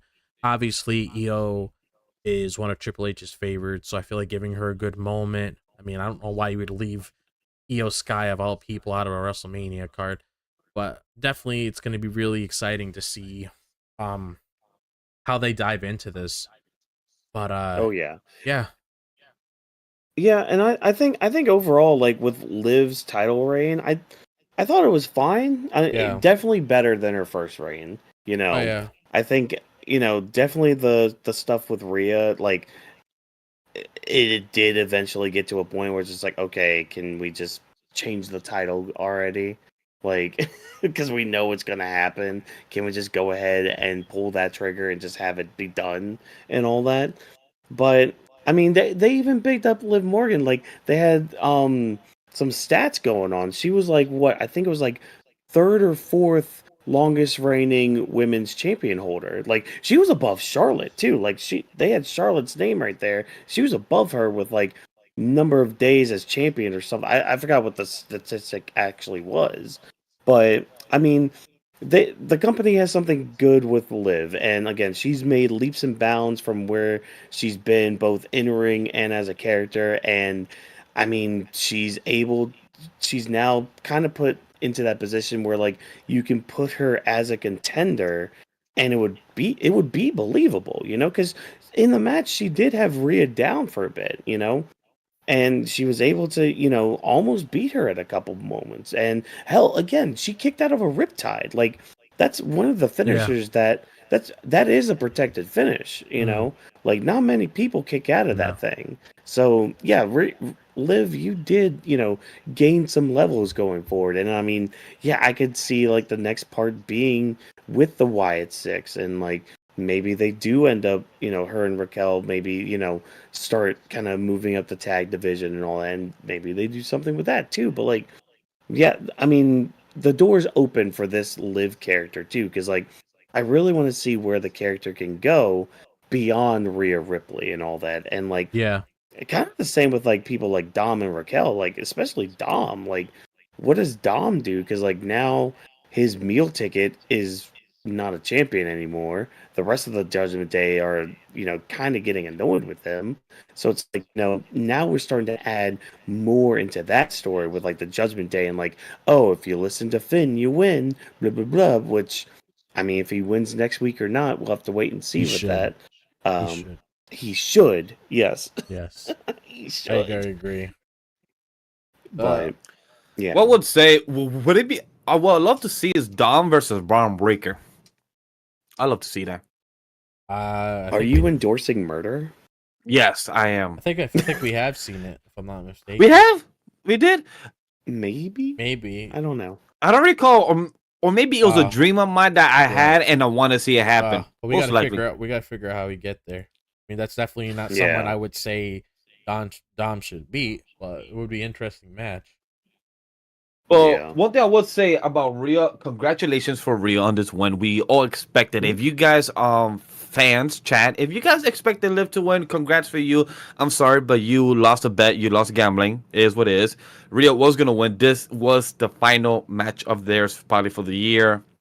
Most likely now something to see. Now I'm curious to see. Not that Rhea has his second reign as the world title championship right now for Raw and representing. I'm curious to see how she's gonna do a better reign from her first one and Yeah, see how she's gonna that's be doing this on Netflix. That's what Yeah. I'm really excited for because her first reign was good, but that was her first big reign. Because if I remember correctly, because I came late to the game, I remember no. if I remember correctly, she She a was champion like before Raw this. Women's Champion. Yeah, Yeah, she was okay. like Raw Women's Oh, I Champion, I thought so. think, for I a think she bit. was SmackDown. Yeah, I believe she was Was it SmackDown and then got SmackDown? transferred. Okay. Yeah, because Yeah. I believe whoever was Charlotte. the Raw Oh, champion, that's right. they They did like switched. the swap bullshit. Yeah, swap. Yeah. Oh So no, it's no. really curious to see They how would this actually be. no, they actually introduced those new titles. Yes, but at the That's time right, yeah. they Yeah. had the Raw titles, but they just renamed them and just became the new titles at the time. Good. So what I'm excited for is to see Hate that colored she shit. in the second reign. What could she do different, and how Yeah. will she be handling this, and who will be her opponents? Because one opponent I'd love to see in the shine for this is Shayna Baszler. I'd love No. her to step out Don't from her little PFC. That I just remember the names. Yeah. Pure Future Collection. I'm really curious to see what could Shayna come back into this, but they have to build her up, of course, because they can't just Yeah. give her the title, or I mean, they can't just give her the match. So I'm really curious to see one opponent that I'm happy to see and would love to see, and Rhea, what could she do different in this title reign? Because I'm sure she's gonna be a title reign until WrestleMania, or maybe after. I'm not sure if she will lose it at Mania, but who knows? So I'll say this. The main reason why Rhea struggled with her first reign with that title is because she didn't really have that many top names to really work with on that brand, which is something that we did discuss when we talked about it. Because outside of like Becky Lynch, there really wasn't anybody there that could really give Rhea like a compelling story or just a big name to put alongside her. That's why they prolonged that match for so long between her and Becky until last year before they decided to do it at Mania.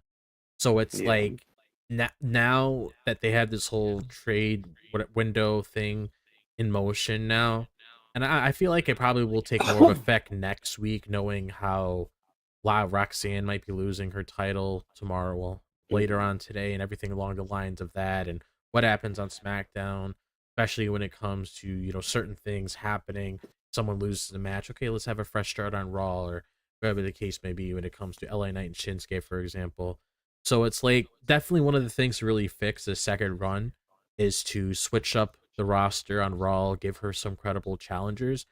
The only reason why I wouldn't say Shayna Baszler yet is, like you said, they need a personally just honestly the best way you could really rebuild Shayna Baszler is to eventually give her that IC title or whatever brand she's on.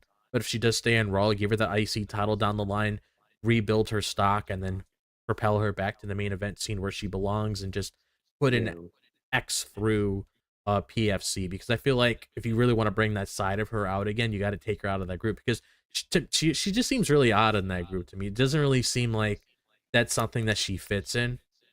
Like I would even take like that stuff that her and Rhonda had going on for a while over what we're seeing right here when it comes to her in PFC. But it's like I'm trying to think like outside of what we know already. I mean, well, we got EO on here. Becky, Bailey might be going to Raw. yeah, Bailey might be going to Raw too. I mean, that's something fresh that we haven't Yeah. seen in God knows how long. Yeah. But that's yeah. face and face because Rhea and Bailey are face right now, so I'm not sure if that will no. go straight away as a possibility. No, me and Watkins are basically saying like top names that she Oh, could yeah, of course. potentially work with, like credible names. That's why I Yeah. can't really say like a Zoe Stark or whatever, because that's not really a top name, and that's not somebody you really want to associate with Rhea Ripley.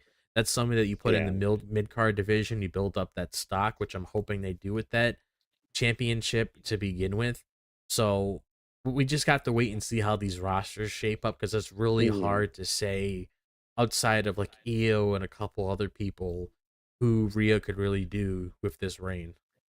And we don't even know if it's going to last that long, because depending on who wins the Rumble or Chamber and they go up against her, we don't know if Rhea has that title post meet. So we got to wait and see how things play out, really. Yeah, exactly. But as fun as it is to talk about a second title reign, I'm done talking about a second title reign. We got to talk about what's about to be a 17th title reign, because John Cena basically declared for the Royal Rumble as he started his farewell tour. Now, As he this should. promo, Yeah, as he should. Yep. This promo was interesting because like he he was being very humble in a sense because it's just like I achieved all this stuff, but like getting number 17, you know, that's just never gonna happen. And then he changed it to like it would have to be a miracle, and like he was basically leading up to saying, "Hey, I'm gonna take part in the Royal Rumble." And it seems like to me, at least, like what I was getting from his promo tonight, Yeah. the story of this year is going to be getting 17. Mm-hmm. As much as he's going to have, like, because he even mentioned it too, like, he had another streak going on where it's just like he hasn't won a match or like a singles match in like over 2,000 days. So it's like part of the story is going to be him, getting his credibility back, I think. But it's going to culminate, I think, with him getting 17. And I know I can already hear the clicking of the keyboards of many people online being like, oh, no, why is he not putting this person over? Oh, he should be putting these people over. Blah, blah, blah. It's like, I get that. I get that. I understand that full full-heartedly. I'm not saying he has to win every match, Yeah. but he's got to win some big matches this year. Yeah. And one of them, I'm like, I don't care what you say, John. I don't give a shit how humble you feel you are. I don't care. Give me 17. Give me that record breaking. Get like you're the closest person to do that. You know, Yeah. hell, even with Royal Rumble, like a lot of people are predicting he's gonna win the Royal Rumble. Him doing that would tie him for most Royal Rumble wins in the company. Yeah, Stone Cold, right? So yeah, Stone Cold's the other one. Um, both at 3 and all that. But like you need 17. You need to Mm-hmm. that is going to be your legacy. Like yeah, the whole stuff with like, make a wish, like you're going to have that. You're always going to have that even beyond WWE. You're going to have the whole make a wish stuff. You're going to have your movies, your Hollywood, your, the fame that you have now. But like in the wrestling sense, you've got to get 17. You're the closest to do it. Honestly, you're the best person for the job. If Orton was in your position, if he had like a couple more under his belt and he was at 16, I'd Yeah. argue Orton right now. And Yeah. it could still be Orton to break that if you don't. But Yeah. at this moment in time, it's got to be John Cena. It's got to be you, and it's got to happen this year. Yeah. And I don't I don't know if it should be against Cody. I mean that's just me because like again, it depends on how they write that and all that, Yeah. but it just got to happen. But I don't. What were your guys' thoughts on John Cena's first promo to start this farewell tour? So I like when he came out. Like I expected him to venture down this route because that's just how John Cena is. He's very selfless, and a lot of people look at John Cena as somebody who likes building the company, helping out younger stars and everything like that, which is something that he's done. But definitely with him, with this being his farewell tour, he definitely needs to get back on track again when it comes to building up his stock. That's why, like, when a lot of people say, like, okay, what's John Cena's story this year? It's obviously the chase for 17. So with him getting a lot of wins under his belt will definitely help him with that. But that's also another reason why, like, if he wins a Rumble or a Chamber and he has the opportunity to go to WrestleMania, I don't know if I would really have him do 17 there. Because I feel like since you have Cena for the rest of the year, you could prolong that story throughout the year because the whole story behind that is to chase for 17. Like Cody thought last year he was going to face Roman, he was going to finish the story. He didn't. He had to go down another route in order to finish the story and eventually get to where he is now. With Cena, if they want to have him win the Rumble or the Chamber, I wouldn't have him do it at Mania, even though it would be a good moment, Mhm. because I feel like you have Cena throughout the rest of the year. You can even possibly do something where he wins like the King of the Ring, and then he gets a title Mhm. opportunity at SummerSlam because it's going to be a 2 night event, and you could easily have him win the big one there, and that would be a good moment because at least you're in the later half of the year, and you could tell 17 there. The only nitpick I really have is I don't want them to pay it off this early. I rather them have Mhm. him like struggle a little bit. Like, yes, build up that stock, have him get a lot of wins under his belt. But I don't feel like I just don't want it to be like a grab and reach thing where it's like, okay, it's paid off at Mania. Like, I want to Yeah. see him obviously get wins, but I also want to see him struggle because I just want to see. I don't want it to be that easy because if you think about it too, he was mentioning like his loss record, and pretty much it's like you win the Rumble or the Chamber. That's pretty much your golden ticket to Willy Wonka's Chocolate Factory there, and that automatically Mhm. gives you a title shot. And I just don't know if they want it to be that easy for Cena, but like You know, definitely, mhm. but definitely Sorry. it's like, Yeah. oh, it's fine. Sorry. I just it was another idea just being, like, Ed grabbing dirt from the ground and be like, boing, boing, I have an idea. Like, okay, so counterpoint. So it only has to deal with him beating Gunther though at Mania. So like if you give him That's 17 what at I want. Mania over Gunther, Okay. yeah, first of all, yes, that's fine. Yeah. Like, fair enough. But then you can run what you can run back then is the open challenge. Hmm. Because then he can start giving other people opportunities, but not only just an opportunity at a world title. And like that could be just like the rest of the year doing like not only just doing that, but then like because then the story becomes okay, who's going to beat Cena for this title? Hmm. You know? And then like because you can tell something pretty good with that, especially if like you have somebody that like challenges them early on and they get so close and yet they don't get it until like later on in the year when it's just like, all right, you know what, this is my last chance to do this, Yeah. and they do it and all that, so like you can kind of do a story within a story in that like Yeah. storyception or anything, so there is a way around that. Yeah, Gunther would be my choice, though. He just fits the bill a lot more. Because Yeah, he you look does. at Gunther as like that final boss figure, that pretty much that road block. I mean, look at that video package that he got on tonight's show. Oh, it was so good. That pretty much just showed the kind of character Gunther is. And even Cena brought it up. Cena want to bring up Hmm. all these matches. A lot of those matches that he mentioned throughout the year, more than likely, those are probably the matches that you are gonna get. You're gonna get Punk again. You're gonna get Orton again. You're gonna get Cody, and basically you're gonna get a lot of matches that you've been wanting to see from John Cena, and Gunther would honestly just be the best one because you'd feel like, okay, he's going up against Gunther. This is somebody that could just toss him around like a rag doll. But once Cena Yeah. actually gets the edge on him and wins, it would just hit a lot harder. Because the main Yeah. reason, do I want to see Cody and Cena? Of course.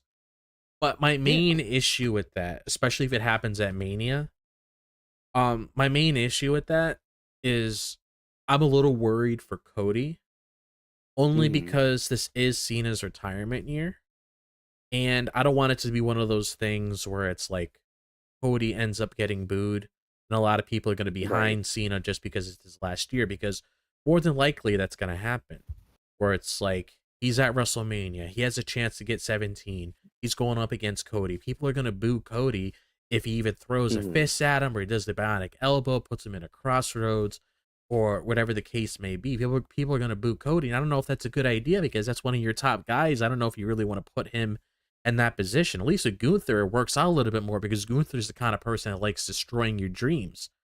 Cena's Yeah. goal is to hit 17. Gunther is the perfect obstacle for Cena to climb because that's somebody that could break it.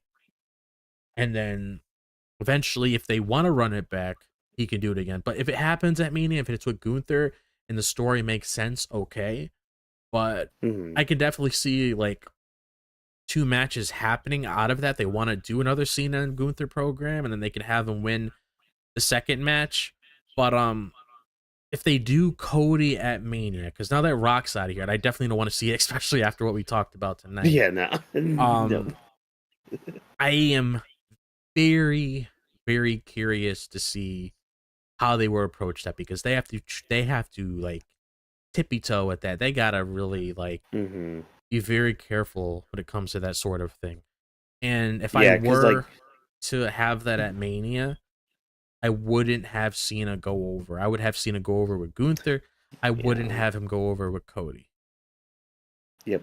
No, I agree. Because, like, best case scenario for, like, reactions at least, your best case scenario is what happened at Mania 18 with Rock and Hogan, Oh, where yeah. the crowd split and, like, you have a fiery hot crowd because of that, you know? But, like, that is best case scenario with it. And I don't know if a crowd would be like that in this day and age, you know? Yeah.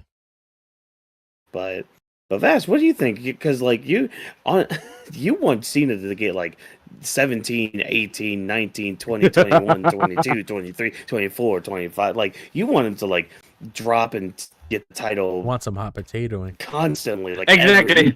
like, I'm That's thinking that 3 Vince titles: mindset. 17, 18, 19, 20. Okay, okay. That's actually 4 titles. All right. It's because the reason I'm saying 17, 19, 20 because I want him to get far enough also from Charlotte and a few others. So, because where Charlotte and a few others could earn their stripes too, because they're going to be here for another couple more years. So, if not Cody, if John is there and gets his 17, 18, 19, 20, it's more memorable. But again, it's not the importance of the number, it's more of the reign.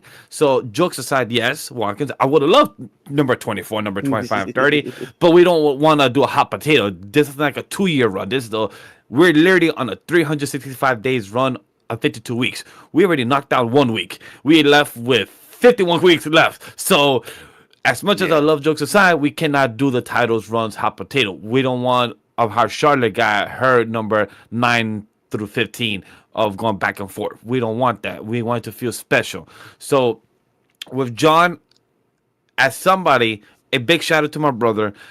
I grew up watching John Cena. I saw him when he first came out as Thuganomics, as the way the shirt that Watkins got there, when he has all the different types of the rapping he did, the ruthless aggression. I've seen the era as a Super Cena when he fought the Nexus, the Shia, the Randy Orton, when he went to the house, all these things, the feuds with Sheamus. I remember all of these. I grew up watching John. One of my biggest motto in my life is hustle, loyalty, respect because of John Cena.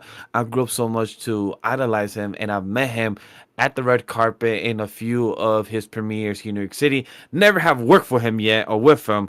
Well, love the opportunity. But that's gonna be hurtful because in my head I'm gonna be like, "Hey production, hey producer, can I take a picture with him? Just for one picture." That's why I asked for. I know we're not supposed to, so seeing this guy that I grew up with, knowing that this is his final ride, whenever he comes to New York, whenever he comes to SummerSlam, I'm gonna do my darnest best to be there myself. If not, I'm gonna be here watching Monday Night Raw with Watkins streaming sidecast, and you will see my raw emotion. If I might be crying, it will be happening. John is a person that his speech, him saying that, guys, I don't think a 17's coming. I'm like, but hold up, bitch, what you talking about? Why is that coming? yeah. What is the reason?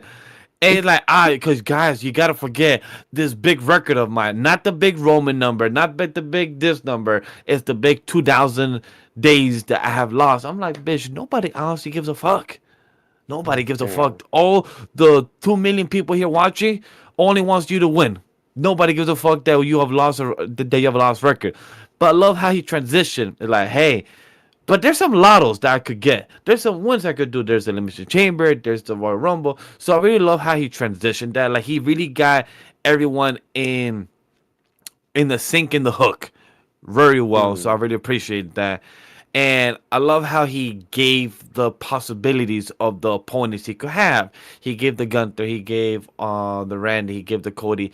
So it shows that John as himself also has been reading the internet, the Twitter, like he does. He says that he does read Twitter.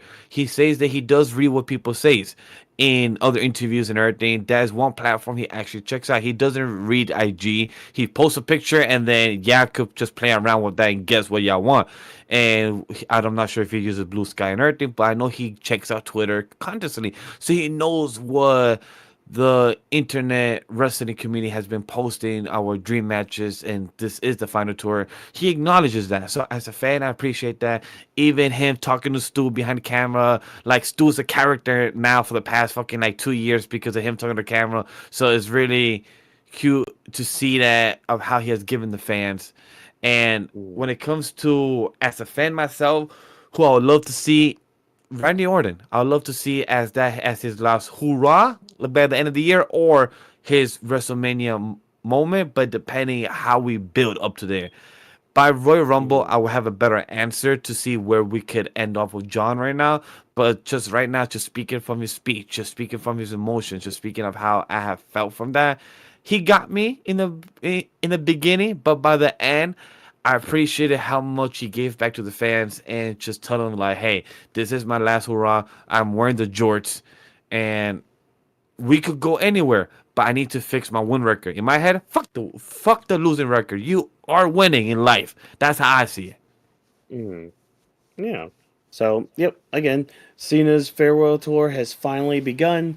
We'll be seeing who he's going to be facing off against hopefully soon, whenever he's on TV next. Yeah. But yeah, so we'll see what he has in store for us as he says goodbye. And one person that kind of maybe said goodbye to some people, I don't know. Maybe we're just beginning this little feud between these guys. We have Jey Uso taking on Drew McIntyre, which the match was fine, but part of me's kind of surprised Jay went over, but I think that's because he may have had the power of what's that substance? The ganja? The ganja, yeah, like because who was it? That was Travis Scott that came out. Correct. With him, That was right? Travis Scott that came with him. First time in the most recent years. This is definitely not PG era no more. We had a joint lit up on screen on Raw. And I love how for anybody, there's a post interview with Jay, even telling Biggie, Joe, and Wade, saying that, bro, we were just walking around with our joint. There's some kids. I was trying to blow that out. I know. Joe said, "Hey man, trying to blow that?" Like, nah, I was trying to blow that shit to me. I was trying to like, give me some. He's like, yeet backwards. So I was laughing about that. It just showed the ethnicity of how he was having fun. Even Jay say like, I didn't know how to react to that. I had to go along with it. Like it showed the pure fun, and it showed that this is Netflix. The cursing they did during the show, nobody censored. Travis Scott just had coming out with a joint, and I have worked with celebrities. I work in production where there's some celebrities that are known for being potheads. They literally come to set with their stuff too, and they have people that roll for them too. So it's just pretty hilarious just to see Travis Scott just carrying one and literally just looking around, being high as hell, and just enjoying himself. And Jay just yeeting. We had Michael Cole, Pat McAfee just yeeting on themselves, and them standing on the announcing table, which that announce table don't look breakable. By the way, we haven't acknowledged it, but I'm gonna just say that table looks like it won't break unless probably Bronson Reed does a good tsunami on top of that one. Yeah, that was a very sturdy table. I don't know how they're gonna destroy that one, but good luck, everybody. Yes, Bronson Reed, good luck breaking that one. But yeah, I mean, part of me was surprised Jay won, but I mean, at the same time, kind of the story with Drew right now is he's letting his emotions kind of get the better of him. Even if he's beyond Punk right now, it's kind of gone towards the bloodline. But yeah, I just don't. I mean, I'm assuming we'll get another match between the two, but like, Yeah. part of me doesn't want to see that. No, I don't either. I was Like- honestly really surprised Jay went over in this match. Like I thought they were just gonna continue Yeah. building up more momentum for Drew McIntyre. So the way that this match ended up finishing, it completely surprised me. One of the other things I did notice about this match itself is they glanced they pushed by it pretty fast.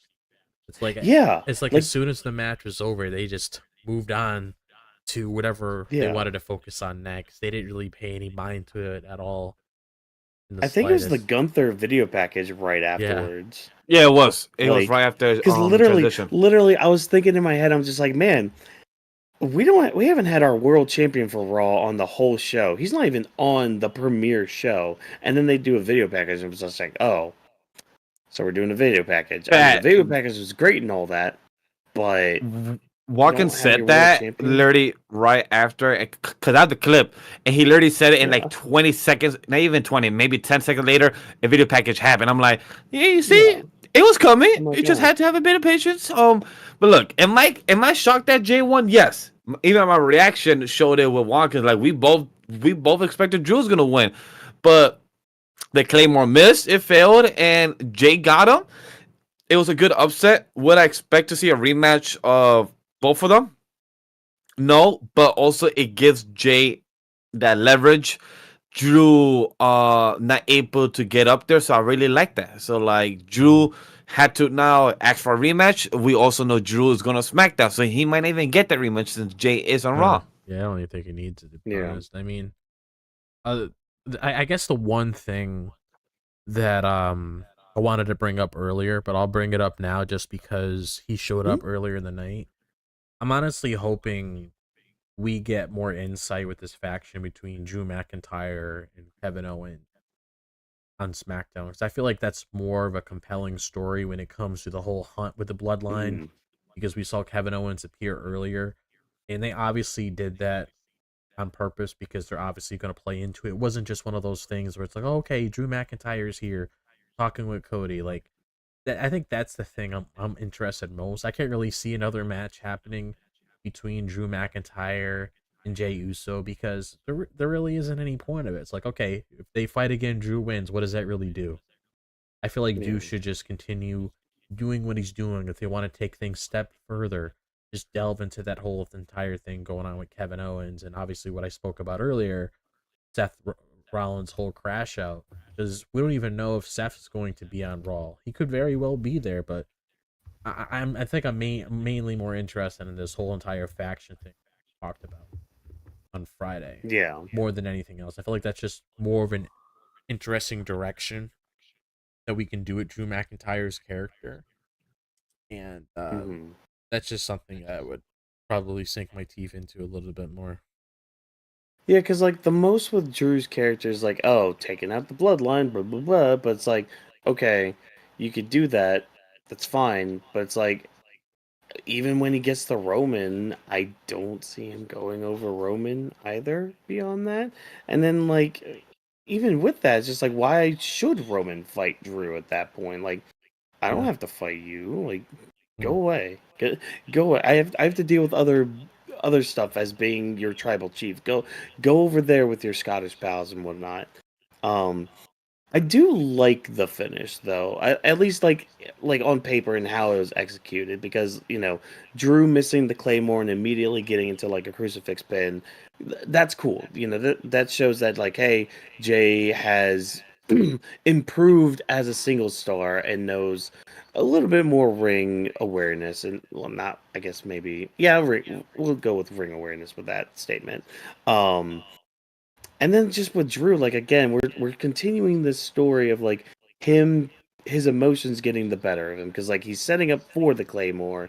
Like, does he really have to do it? And he's like he's got this sadistic look on his face and like all this other stuff. It's like we're gonna keep going with this story with Drew. Okay, what's the end point with that then? Like, is it gonna Mm. be to a point where it's just like, okay, maybe I was wrong, but then it's just like, well, no, you weren't wrong with what you were saying because like a lot of the stuff you have said in the past year has had a lot of truth behind it. So it's just like, where do we go with Drew? And then what's Jay even going to be doing here soon? Like, I mean, there's nothing really going on with the bloodline, at least for now, until we get to Friday when we get the fallout from everything that's happened. So, like, it's weird. We're in this weird limbo state where it's like there are some people that have a direction, but then there's others that, like, they're kind of hovering over direction and it can go either way. And then there's others that are just like, okay, where are you going and what are we going to be doing with you for at least the next month, you know? So, I mean that's kind of where I stand mainly with these two. It's like cool J1 and as soon as commentary, I think it was Michael Cole, like as soon as Michael Cole on commentary before the match started said Jay never beat Drew McIntyre, that Yep. immediately flipped the switch in my head. I'm just like, ah, shit, Jay's gonna win. Like, always throwing shit. mm-hmm. It was But, kind of like it was kind of hinted to us, told us like, hey, this never happened. So usually you gotta pay attention to commentary, and I love how more detail, analytics, statistics that they've been giving us more lately, and I'm curious to see how much more is gonna grow. There's a few things that Michael Cole I feel like got incorrect a few times this time, but it's not the end of the world. But that was good information because once we heard, I was like, okay, so that means most likely Jay is winning over Drew to start the year to get that win, and that's gonna probably be a promo as well next week. It's like, all right, my time to get back in the singles competition. That also might be something that we might be seeing in the next couple months with Jay, since he did say that he see himself being a world title winner by the end of the year. Yeah. Kind of reminded me that you guys bring that. Kind of reminded me of the little statistic they brought up about Cody when Cody was fighting Gunther at Crown Jewel. That the thing Cole said, it's kind of like he was alluding to a win with that, saying how his family hasn't touched some soil. Remember that? Oh yeah, where it's just like, oh yeah, nobody in Cody's family has won gold outside of the U.S. and it's just like, oh, I guess Cody's winning then. Yeah. Like it's just like don't say lines like that because it's just like even if it is a swerve or whatever, it's just like that kind of takes you out of it a bit, you know. But man, I don't know. I don't have much to say there because it's just like the match was fine, you know.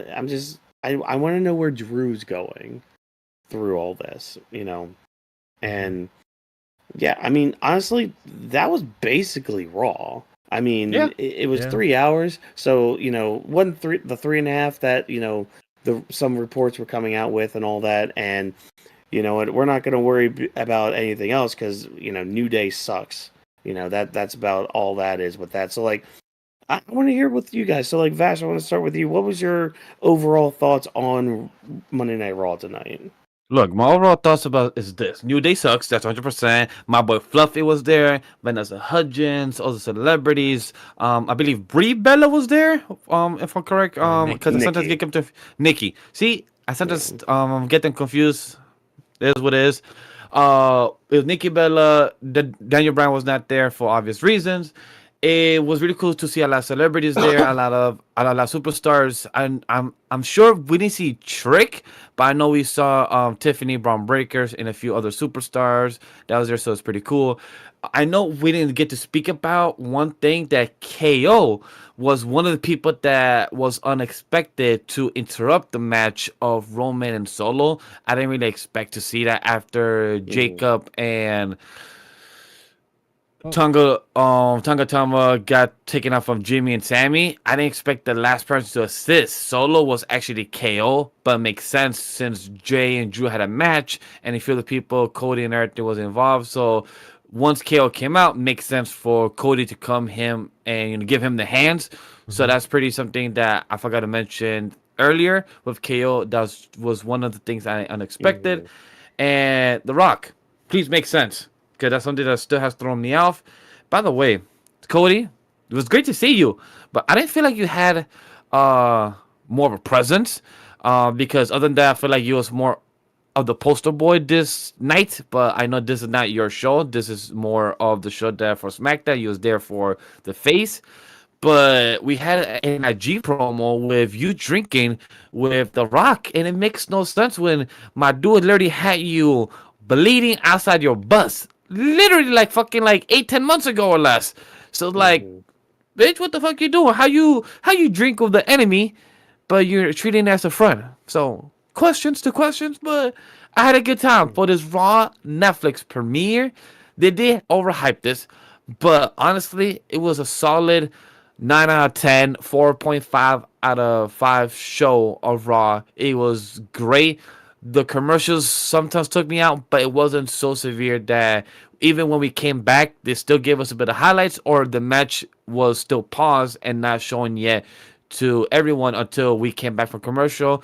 The match actually happened, so those things was appreciated. The fucking censoring, and let me be a nerd slash weeb here. The fucking production was amazing. The camera shot was really spectacular. The drone shot that they did from the outside to inside the arena to inside one of the gates and then went down to the arena, down the hall was fucking fantastic. Like, I love those little things. I'm a person who works in the industry in the production side, on both post, pre. So I love seeing the highlights and how much the crew of the camera and the grip electric put the work in, because it shows the value. So I appreciate that. Yeah. All right. Well, Drop, what did you think of Raw tonight overall? So, like I stated earlier, I don't want to like reiterate what I said, but Yeah. one of the things that I did take from this show, this is pretty much like an introduction to a lot of people that haven't checked out WWE before, and since this is its first show on Netflix, this is pretty much like a good setter for them to be like, okay, you know, this is what I'm supposed to be expecting on the program. So that's how I took from it, just looking at it now. And I'm just hoping for, you know, more things to pop out at me when it comes to what we see next week, because um what we're getting next week is we're getting the finals for the women's IC title. It's going to be Lyra versus Dakota Kai. So we're going to be getting the results of that. We are also getting Kaiser versus Sheamus, which is going to be really cool. And we are also getting Chad Gable versus Penta, which is going to be a great match. So I'm glad that Penta isn't involved with the LWO. So it's going to be really nice to see. Chad Gable's honestly the best opponent you could really give Penta for his debut. So, I mean, if you really want to showcase what the guy's capable of, I mean, there you go right there. That's definitely a perfect way to do it.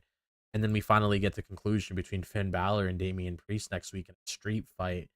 And that's going to be very interesting to see where Damian and Finn go beyond that point. And I just want to give a shout out to the moving graphics that I wanted to touch on within the show itself, because this is something I've been a fan of years, ever since the earlier days where they used to do it all the time. And it's nice that Netflix is getting it. And it just, I don't know, it makes me pop a little bit more just seeing the wrestlers like moving around in these graphics, and the way that they showed the street fight for all the weapons and shit. I thought I saw that was like really fucking cool. Just looking at the overall like presentation of that, so it gets me super excited. So I'm definitely expecting from here on out, we're gonna definitely kick into what we are supposed to be expecting from this product moving forward, because just judging on what I went over already, it definitely looks like we're getting a lot of good wrestling next. Oh yeah, we're gonna have a pretty good show action wise next weekend. Yeah, I mean overall I thought Raw was fine. You know, a lot of the production work has skyrocketed just from being on Netflix and all that. So like they were testing out a lot of new different things and all that, which, you know, definitely made the product look a lot better, even though, you know, it was already looking pretty dang good. Storyline wise, you know, a few things here and there that was just like, yeah, what are we doing? But like, I'm glad a lot of chapters kind of got closed today. So we can, you know, kind of move forward with, you know, some new storylines, some new people interacting with each other and all that. But like, yeah, this was mainly like the guys said, this was mainly an introduction show for some of you that are either new to wrestling or getting back into it and all that. Just I will say it does kind of suck if like you're trying to do like an introduction show and you don't have your world champion on there. The world champion that's going to be on there weekly, you don't have him on the premiere show. That's kind of, I mean, again, I get the promo thing for it. That's cool. That's neat. But it's like it kind of makes it a little better, makes it a little, you know, mean more when you have him on the show. But yeah, I mean, there were some good matches tonight. Yeah, I'm just excited that they're actually like stepping up their game even more when it comes to the WWE product. And plus, I would like to add as well, the meme material that'll be coming out of Raw on Netflix will be hilarious from here on forward. Because I'm gonna say this as well, Triple H even knows, and a few others have said it. You know, let's just go Netflix and chill. So I love how the puns were being thrown out on the whole community. A lot of people was showing like even Rhea and Tiffany. People was calling it the Barbieheimer. Once again, we have Tiffany for Barbie, and we have Rhea for the Oppenheimer joke, the meme. So I love how this new era is being influenced by the content that we're receiving from WWE and how much they're giving to us back. Yeah. Yeah. And you know what? Giving back is always good and excellent. So yeah, that's the show, everybody. We're here, isn't it? Wait, hold on. Testing. Hold on, because Vash told me this comes through. It does All come right, through. hold on. Because hey, guess what, everybody? Here, I We got reached you. the end of the we reached got the end you. of the show. Hey! Oh, good. Oh man, but yeah. So again, we've reached the end of the show. Everything's great. Everything's fun. Everything's fantastic. And, we'll probably be on the social medias and all that, talking about everything, checking out what everybody has to talk about. But, if you want to see what we have in store going on, we have a bunch of social media accounts, but I don't know. Vash, do you know where I can find all that? Yes, I know where you can find them. Look, chat, I'm gonna tell you real quick. You see the banner, the lower third in the bottom of our screen. Anime with 3 Studio is for all the anime, manga, webtoon, and entertainment content. But then if you want to see the content that you're staring at right now, the spin-off channel, the Weebs of the Ring, is the handle and the hashtag on TikTok, IG, Twitter, and Blue Sky. We are Weebs of the Ring everywhere on all social media platforms. So go check that out. Right now on TikTok and IG on social media, we have the reaction of the first Raw on Netflix. So go check that out. Those are our highlights, the biggest things that has come out. The only thing that we didn't have is the John Cena one, but we spoke about it here on the podcast. So if you guys didn't see any reaction on there, come back and check out the pure review podcast commentary entertainment and all our personal social media. Legendary Vash dropped his box and Watkins MW on all social media platforms. So go check us everywhere else. And all the time codes are already down below for our chapters of coverage for this episode of Raw Netflix. So please go check it out. We appreciate you for you to check us out. Like, comment, subscribe. Give us your opinion. How did you guys enjoy Raw on Netflix?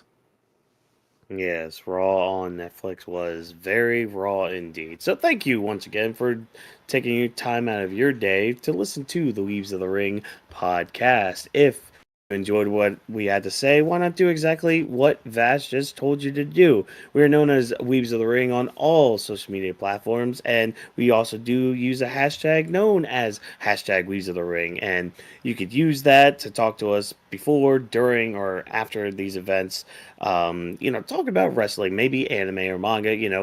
We love to talk about a lot of stuff within the nerd culture, but we also enjoy feedback because hey, we are nothing without you guys tuning in. And much like WWE upping their game with production, we are looking to up our game with production as well. But we only can hear from you with your voice to make us better. Weebs the Ring is presented by Anime Studio. Thanks to our wonderful production team for all of their hard work. And thank you once again for joining us. And remember, as always, no stunt grannies were harmed in a recording of this podcast. Have a good night, everybody. You guys. In Netflix and chill.